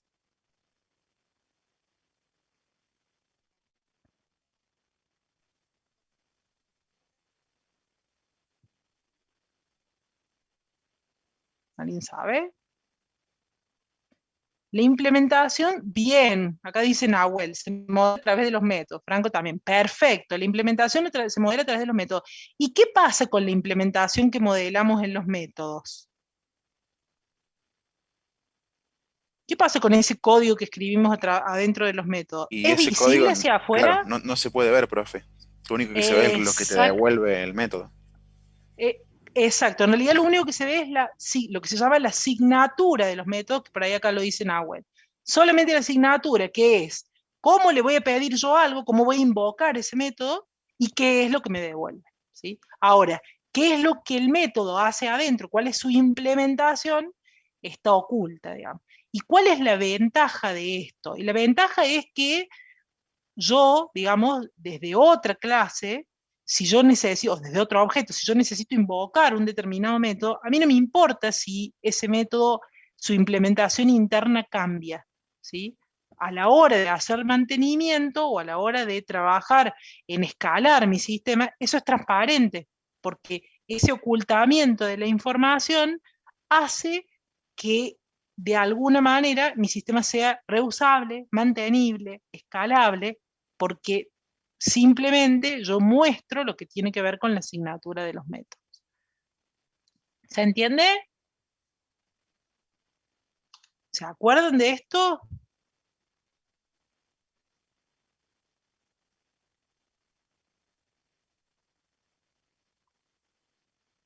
Sí, profe. Sí. Genial. Quedó claro. Buenísimo. Y entonces, ¿qué es un sistema de información orientado a objetos? Porque hasta ahora vimos cuáles eran los conceptos del paradigma. Me quedaron dos.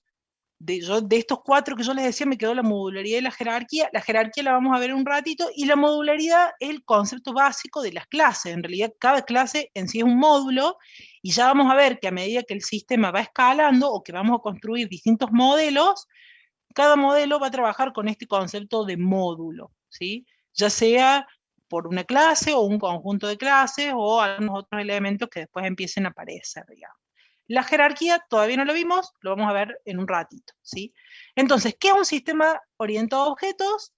Básicamente son un conjunto, en un sistema orientado a objetos, todo está en los objetos, todo.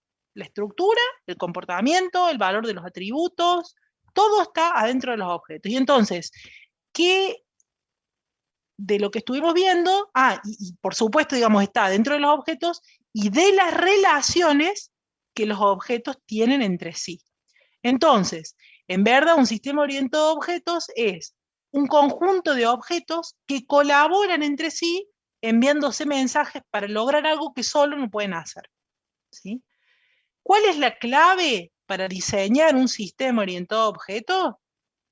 Para diseñar bien un sistema orientado a objetos, primero, que los objetos representen los conceptos del mundo real, que lo representen a través de una abstracción que, de acuerdo a la perspectiva del sistema que yo quiero modelar, represente específicamente eso que yo quiero modelar con el nivel de cohesión adecuado. Y que además la relación entre los distintos objetos o entre las distintas clases sea la necesaria para que estos objetos colaboren entre sí, pero que no sea excesiva, digamos, ¿sí? Los objetos sí o sí se van a tener que relacionar. No hay manera de que no se relacionen, porque si no, no podemos construir el sistema. Ahora, lo que nosotros buscamos es la cantidad óptima de relaciones, porque si nosotros generamos muchas relaciones entre los objetos, vamos en contra de esto que hablábamos de lograr un bajo acoplamiento, y lo que vamos a tener es un alto acoplamiento. Entonces, ¿cómo plasmamos esto? Fíjense en el ejemplo que está en la slide, digamos. Tenemos dentro de la realidad una casa, una persona, un comprobante o un recibo de alquiler y su auto, ¿sí? Si nosotros queremos modelar esta realidad, vamos a modelar la clase casa, la clase persona, la clase alquiler y la clase auto. Fíjense que en realidad lo que nosotros estamos modelando acá donde dice modelo, lo que estamos plasmando acá son objetos. ¿Cómo hago yo para darme cuenta que son objetos? Por la nomenclatura, porque fíjense que no dice la clase casa, dice su casa, casa, y está subrayado. Esto me representa o me indica que lo que estoy modelando son objetos. Le estoy poniendo un nombre, estoy diciendo esta casa es su casa, o la casa de Jane, podría poner, ¿sí? Tengo el objeto persona, que es una instancia de la clase persona, que en este caso es Jane. Tengo un comprobante, que es una instancia de la clase alquiler, y tengo un auto, que en este caso es un Audi, ¿sí?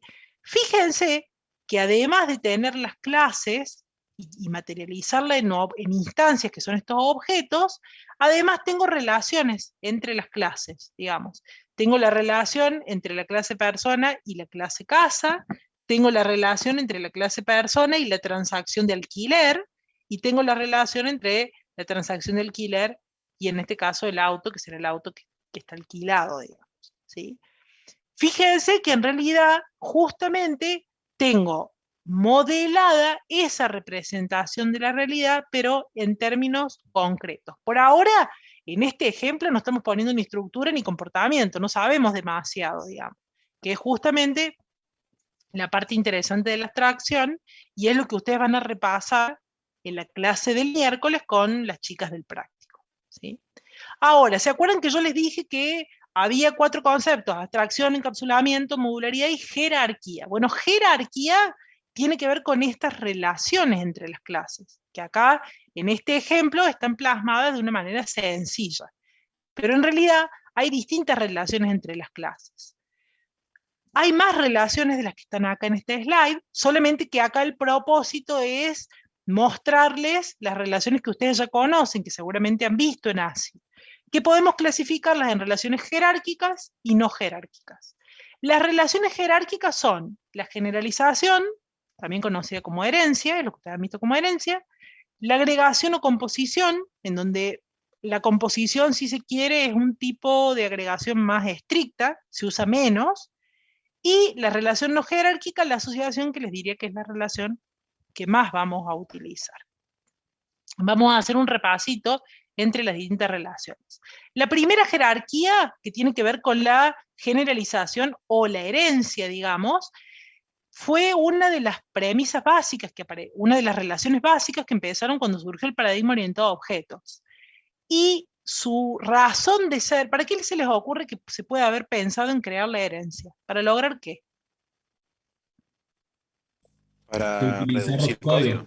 Reusar comportamiento. Exactamente. El propósito de la herencia es el reuso. Básicamente, ¿cómo surge? Y en esto de que nosotros tenemos que construir sistemas y tenemos que programar, bueno, tratemos de no programar 2 veces lo mismo. Trabajemos lo menos posible. Y entonces surge este concepto de la herencia, que apunta a reusar comportamiento, como me dicen por acá, o a reusar código. La herencia, el propósito, siempre tiene que ser el reuso de comportamiento. Siempre, ¿sí? Si yo planteo una herencia y lo único que voy a hacer es reusar atributos, reusar estructura, esa herencia está mal planteada y no tiene razón de ser. ¿Por qué? Porque en verdad la herencia, si bien nos permite, primero que el propósito es reusar código, reusar comportamiento. Yo no voy a crear una herencia para escribir un atributo una sola vez, no tiene ningún sentido, digamos.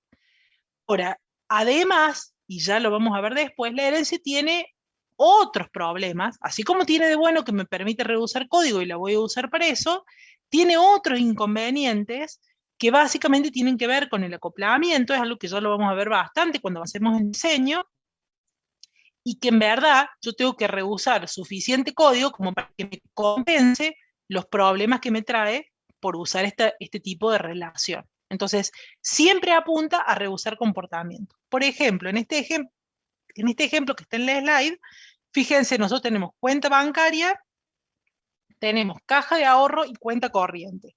Nosotros vamos a tener en esta estructura ciertos métodos que son comunes a la clase padre y a las clases hijas. Por ejemplo, saber el saldo, digamos, ¿sí? O saber, o hacer un depósito o hacer una extracción. Pero resulta que en verdad en la cuenta corriente algunas cuentas corrientes permiten hacer lo que se conoce como giro en descubierto, o hacer extracciones cuando yo no tengo saldo disponible, hasta un determinado monto. La caja de ahorro eso no lo permite, digamos. Entonces, ¿cómo se plantea esto? Bueno, en la cuenta bancaria yo voy a tener ciertos métodos que pueden tener una implementación, por ejemplo, la de devolver un saldo, y que van a ser utilizados de la misma forma en la caja de ahorro y en la cuenta corriente, y después puedo tener métodos específicos que son propios de la cuenta corriente o que son propios de la caja de ahorro. Entonces, de esta forma estoy rehusando el comportamiento común y redefiniendo los métodos que son específicos de cada una de las clases hijas. Este concepto es un concepto que lo vamos a ver a lo largo de todo el año, para que ustedes entiendan cómo es la relación de herencia. Fíjense cómo se modela con una flecha desde la clase hijo, desde las clases hijos hasta la clase padre. Esto que se modela en el diagrama se implementa con un puntero desde las clases hijas hasta la clase padre, ¿sí?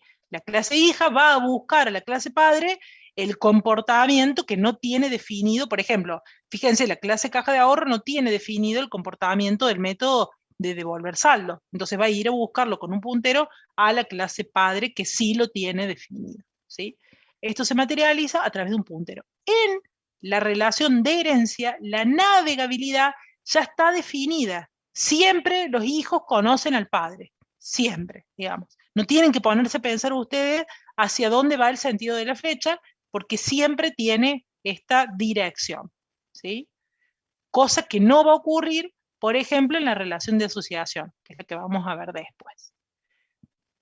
Esto lo vemos rapidito. Existe un concepto de herencia múltiple, en verdad lo vemos muy por arriba porque son muy pocos los lenguajes de programación que lo soportan, que tiene que ver con que una clase puede heredar de dos clases padre diferentes. Simplemente para que repasen que existe, pero en verdad nosotros no lo vamos a usar. Otro de los conceptos que aparece dentro de las relaciones jerárquicas es la que tiene que ver con la agregación, que es la relación todo-parte, ¿sí? En verdad hay dos tipos de agregación, o dos tipos de relación jerárquica, la agregación y la composición. La composición en general es una relación que representa contención física. Es una relación muy estricta porque el todo y las partes no pueden, si no existe el todo, las partes no pueden existir, y viceversa, digamos. A veces eso, cuando nosotros trabajamos con un sistema orientado a objetos, nos genera cierta rigidez que nos complica. Por ejemplo, fíjense que nosotros tenemos factura y detalle de factura. Si nosotros planteamos ahí una composición, quiere decir que yo no puedo crear la clase, por ejemplo, factura, si no tiene detalle. O no puedo crear aunque lo haga en dos momentos del tiempo distintos, tengo que hacer todo en el mismo momento, digamos. Por eso es que la composición muchas veces no se utiliza, porque es tan restrictiva que a veces a nosotros, cuando trabajamos en un sistema, necesitamos cierta flexibilidad a la hora de crear el todo y las partes. Entonces muchas veces se utiliza la agregación y mucho menos la composición. Siempre representan una relación de todo-parte, y acá también la visibilidad ya está planteada. El todo conoce las partes. Siempre la relación, desde el lado del todo hay un rombo, y la visibilidad es desde el todo hacia las partes. En este caso, por ejemplo, de una relación de agregación, el todo es la factura, y el detalle de la factura, cada uno de los detalles, son las partes, ¿sí? ¿Me siguen hasta acá? ¿Tienen alguna duda? Sí, profe, todo bien.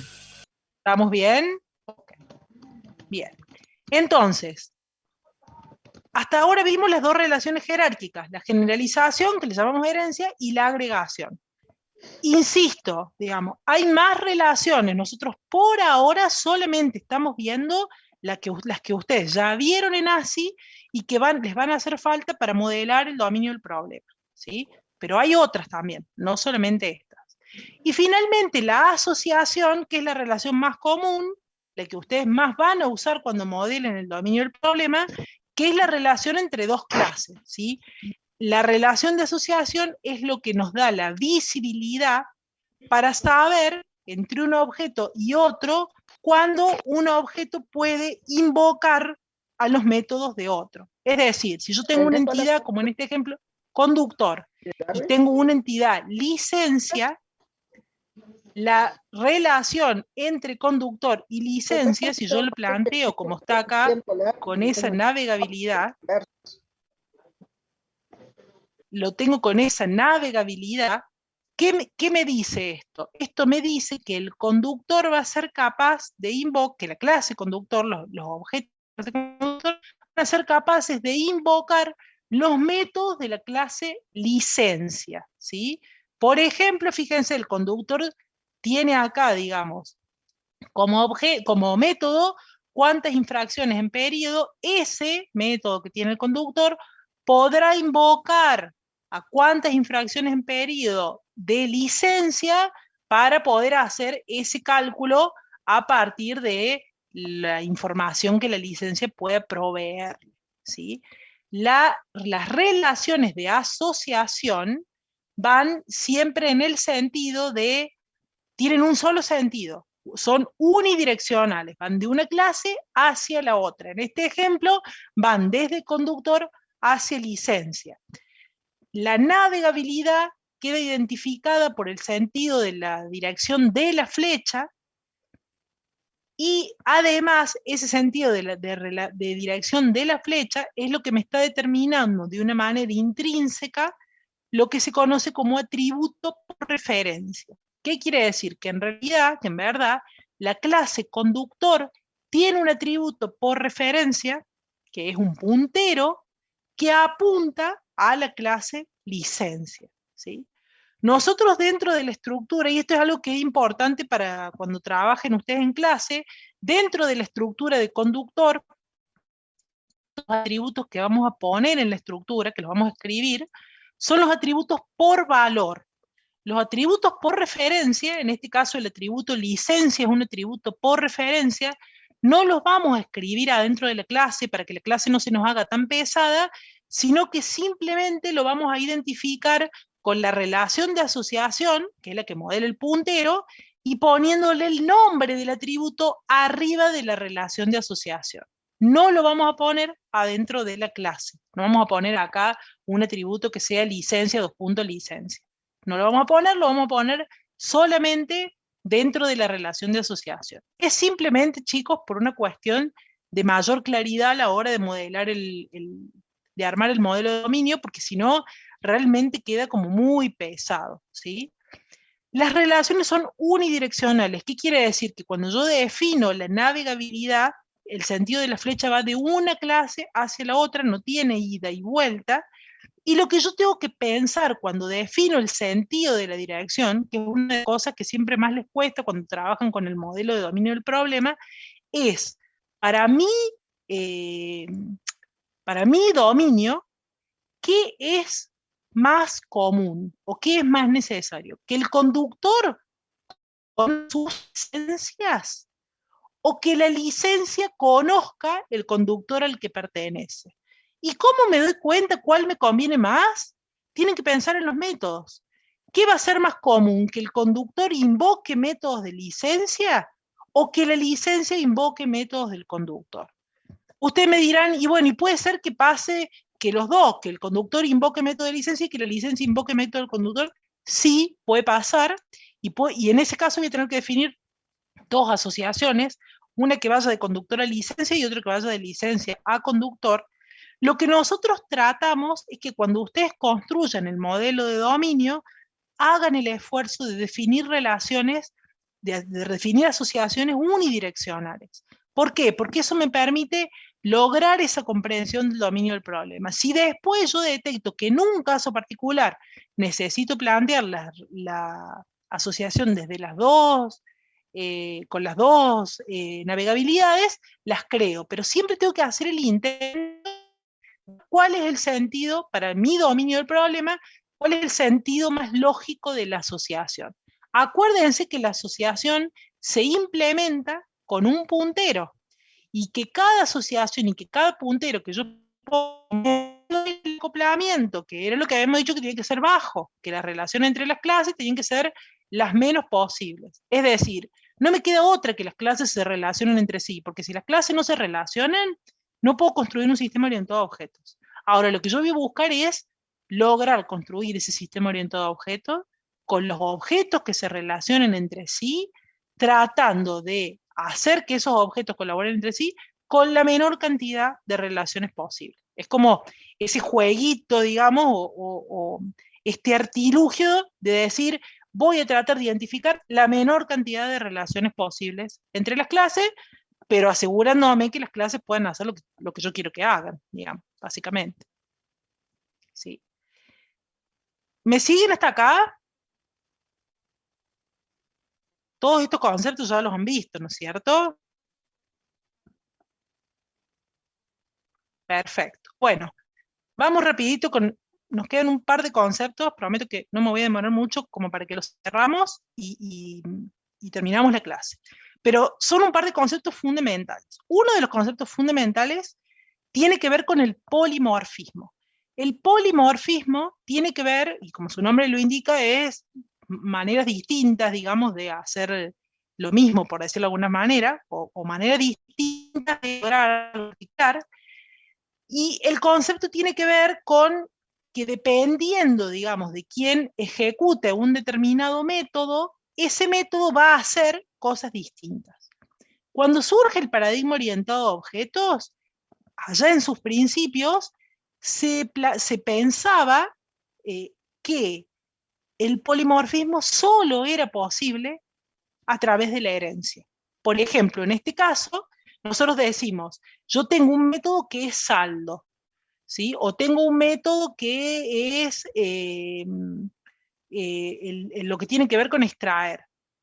Ese método, por ejemplo, saldo, se va a comportar de manera diferente si ese método es invocado por la caja de ahorro o es invocado por la cuenta corriente, por ejemplo. O el puedo extraer. Se va a comportar de manera diferente si es la caja de ahorro o si es la cuenta corriente, porque cada clase hija lo tiene implementado de una manera diferente. ¿Sí? El polimorfismo es un concepto muy poderoso que tiene la programación orientada a objetos, que está directamente relacionado con el encapsulamiento y que realmente nos da una posibilidad de reuso, digamos, inimaginable. Fíjense con que el polimorfismo no solamente puede usarse con la herencia. De hecho, hay relaciones mucho más poderosas para usar el polimorfismo o mucho más beneficiosas que la herencia. Pero originalmente, cuando recién apareció el paradigma, es como que el polimorfismo se materializaba o se evidenciaba a través de la herencia. Bien, esto, a ver, el polimorfismo es otro concepto, así como yo les dije que la cohesión es un concepto sobre el que vamos a volver bastante, el polimorfismo también. El polimorfismo es uno de los conceptos claves cuando trabajemos con patrones de diseño. Cuando nosotros trabajemos con patrones de diseño, el jugo de los patrones se lo sacamos gracias a este concepto, gracias al polimorfismo, que es el que nos permite hacer un diseño extensible y reusable, ¿sí? Y es más, normalmente con los patrones de diseño, nosotros nos vamos a dar cuenta si ustedes saben aplicar bien el patrón o no, si ustedes entendieron cómo funciona para ese patrón el polimorfismo. Por ahora, quédense con el concepto de que en realidad el polimorfismo va más allá de la herencia, y si bien se puede materializar a través de la herencia, que es una de las materializaciones más comunes, realmente va mucho más allá, y que tiene que ver como que como la implementación de cada método está oculta, depender, lo único que nos importa ¿qué es? Nos importa que nosotros sabemos, y como me decían antes, sabemos la asignatura del método, sabemos cómo pedir algo y sabemos qué me va a devolver. ¿Cómo adentro cada uno de los objetos que yo voy a invocar, o cada una de las clases, me va a hacer para resolver eso y devolverme lo que yo espero? No me importa, digamos. Y ese concepto es clave a la hora de pensar en el polimorfismo. El otro concepto del que hablábamos era el acoplamiento. Sin acoplamiento no hay sistema, porque no hay relación entre las clases, no sirve. Si hay mucho acoplamiento, tengo otros problemas, que también los vamos a ver cuando hablemos de diseño, y vamos a ver cuáles son los problemas que nos presenta. Así como la baja cohesión tiene problemas, el alto acoplamiento también tiene otro tipo de inconvenientes, entonces lo que tenemos que hacer es evitarlo. Por eso es que nosotros le pedimos, cuando les decimos construyan el modelo de dominio del problema, traten de pensar en la menor cantidad de asociaciones posibles para lograr que el modelo ese que ustedes están construyendo funcione. No empiecen a tirar las relaciones de todos los lugares posibles, digamos, porque el key de esto, la clave, es que el acoplamiento sea el menor posible. Cuanto más acoplamiento, más problemas para mantener el sistema y para mantenerlo vigente voy a tener. Y acá les tiro, digamos, como para que lo vayan teniendo, y ese es uno de los problemas que tiene la herencia, que me genera un alto acoplamiento, ¿sí? Entonces, digamos, como aspectos fundamentales a la hora de trabajar en un sistema orientado a objetos. Acoplamiento. ¿Cómo? ¿Alguien preguntó algo? ¿Por qué dice que la herencia genera alto acoplamiento? Disculpe. Porque en la herencia, vos, mira, vamos a volver un poquito. Fíjate acá, vos en la herencia, vos en caja de ahorro heredás, por ejemplo, el mes saldo. No lo tenés redefinido en la caja de ahorro. ¿Y eso qué quiere decir? Que vos tenés un puntero entre caja de ahorro y cuenta bancaria, y que la caja de ahorro conoce cómo está implementado ese método, porque no lo tiene implementado en sí mismo. Entonces, si vos vas a cambiar algo en el método saldo de la cuenta bancaria, necesitas la caja de ahorro en qué te impacta ese cambio. Y entonces toda esta estructura que nosotros hablamos de que los métodos, de que el comportamiento está oculto, y en la herencia no está tan oculto, porque la caja de ahorro va a depender de lo que yo redefina en la cuenta bancaria. Y entonces esto del encapsulamiento y el acoplamiento, y estoy violando el encapsulamiento y generando mayor acoplamiento. ¿Se entiende? Claro. Y aparte también un cambio en cuenta bancaria va a generar un impacto en todos los hijos, digamos. Lo que le impacta a los demás. Entonces. Exactamente. Perfecto. Ya van a ver ustedes que nosotros vamos a aprender a lograr, a usar el polimorfismo sin la herencia. Y entonces como que decimos, uy, tenemos las ventajas del polimorfismo y no tenemos las desventajas que nos genera con el acoplamiento. Ahora, ¿cuándo vamos? Eso quiere decir que nunca vamos a usar, no, la herencia la vamos a usar, pero con el propósito de reutilizar código. Ese va a ser el propósito. Entonces, cuando yo tenga mucho código para reutilizar y realmente se justifique, la voy a usar. ¿Y por qué lo voy a usar? Porque si bien me genera un alto acoplamiento, lo que gano con y en el diseño, y cuando nosotros trabajemos en diseño, y va a pasar cuando veamos arquitectura, y va a pasar con los patrones, todo es cuestión de tomar decisiones. Siempre gano algo y pierdo algo. Siempre cuando yo tomo una decisión, algo gano y algo pierdo. Y el key de la cuestión para lograr este buen diseño, y para lograr esto de lo que hablábamos de la cohesión y el acoplamiento, tiene que ver con esas decisiones. Tomar decisiones que minimicen el acoplamiento, aumenten la cohesión, logren la independencia de componentes y fundamentalmente nos permitan lograr el equilibrio entre todas estas variables de las que hablamos recién. Acá Gustavo me dice decir que las clases tengan en lo posible pocas relaciones entre sí, para que si tenemos que hacer una modificación en alguna de ellas sea mínimo el impacto para disminuir la independencia entre las clases. Exactamente. Ese es el key de la cuestión. Lo que pasa es que, por supuesto, que, digamos, dicho así, suena fácil. Como les digo, después cuando uno tiene que tomar decisiones de diseño, ahí es cuando empezás a jugar y decir, bueno, agrego esta relación, que acá defino esta herencia porque me conviene, porque el reuso que voy a lograr justifica los problemas que voy a tener. Y se los estoy poniendo en un ejemplo con la herencia, pero eso nos va a pasar a lo largo de todo el diseño. Y en la arquitectura también nos va a pasar. Y bueno, y eso es lo que vamos a ir aprendiendo, a decir, bueno, pongo sobre la mesa y elijo algo por sobre lo otro, porque eso me trae mayor cantidad de ventajas. De todas formas, en términos conceptuales, para no profundizar en esto, que va a ser justamente lo que vamos a ver a lo largo de toda la materia, nos quedemos con esto: alta cohesión, bajo acoplamiento, y estas dos cosas logran la independencia de componentes. ¿Qué sería independencia de componente? Lo que Gustavo puso ahí en ese mensaje en el chat, básicamente. Eso es lo que vamos a lograr o lo que vamos a apuntar. Queda, digamos, cómo leemos un modelo de dominio. Les voy a pedir yo a las chicas del práctico que lo repasen con ellas, que eso es lo último. Simplemente es un breve repaso, que se los voy a pedir a ellas que lo repasen, pero si ustedes, digamos, tienen algunas cositas que refrescar, véanlo. Y con esto terminamos esta clase de hoy, que era como el repaso del paradigma orientado a objetos. La clase que viene, la clase del lunes que viene, vamos a hacer un repaso del proceso unificado y de UML 2.0, para lo cual yo les voy a pedir, para que no sea una clase en la que yo hablo y se hace como más aburrida, les voy a pedir que lean el material que está en las presentaciones de la clase, así como esto ya está subido. Todas las presentaciones de las clases que vamos a usar a lo largo de todo el año ya están todas subidas, desde ahora hasta fin de año. Así que lo único que tienen que hacer es ir y buscarla, tanto a esta como a las dos presentaciones que tienen que ver con proceso unificado. No me acuerdo si eran dos o una, pero están subidas las que tienen que ver con proceso unificado y UML 2.0. Usen la presentación como guía y repasen lo que ustedes ya vieron en ASI para que podamos hacer alguna clase un poquito más interactiva, que también va a ser repaso de esos conceptos que nos van a hacer falta para ya sí, a partir del otro lunes, arrancar con la materia. No, yo no les tomo asistencia, no es necesario la participación en las clases, digamos, yo prefiero que vengan si pueden y si quieren y les interesa ver. No es mi modalidad tomar asistencia, así que por eso no se preocupen. Y bueno, con esto llegamos al final de la clase.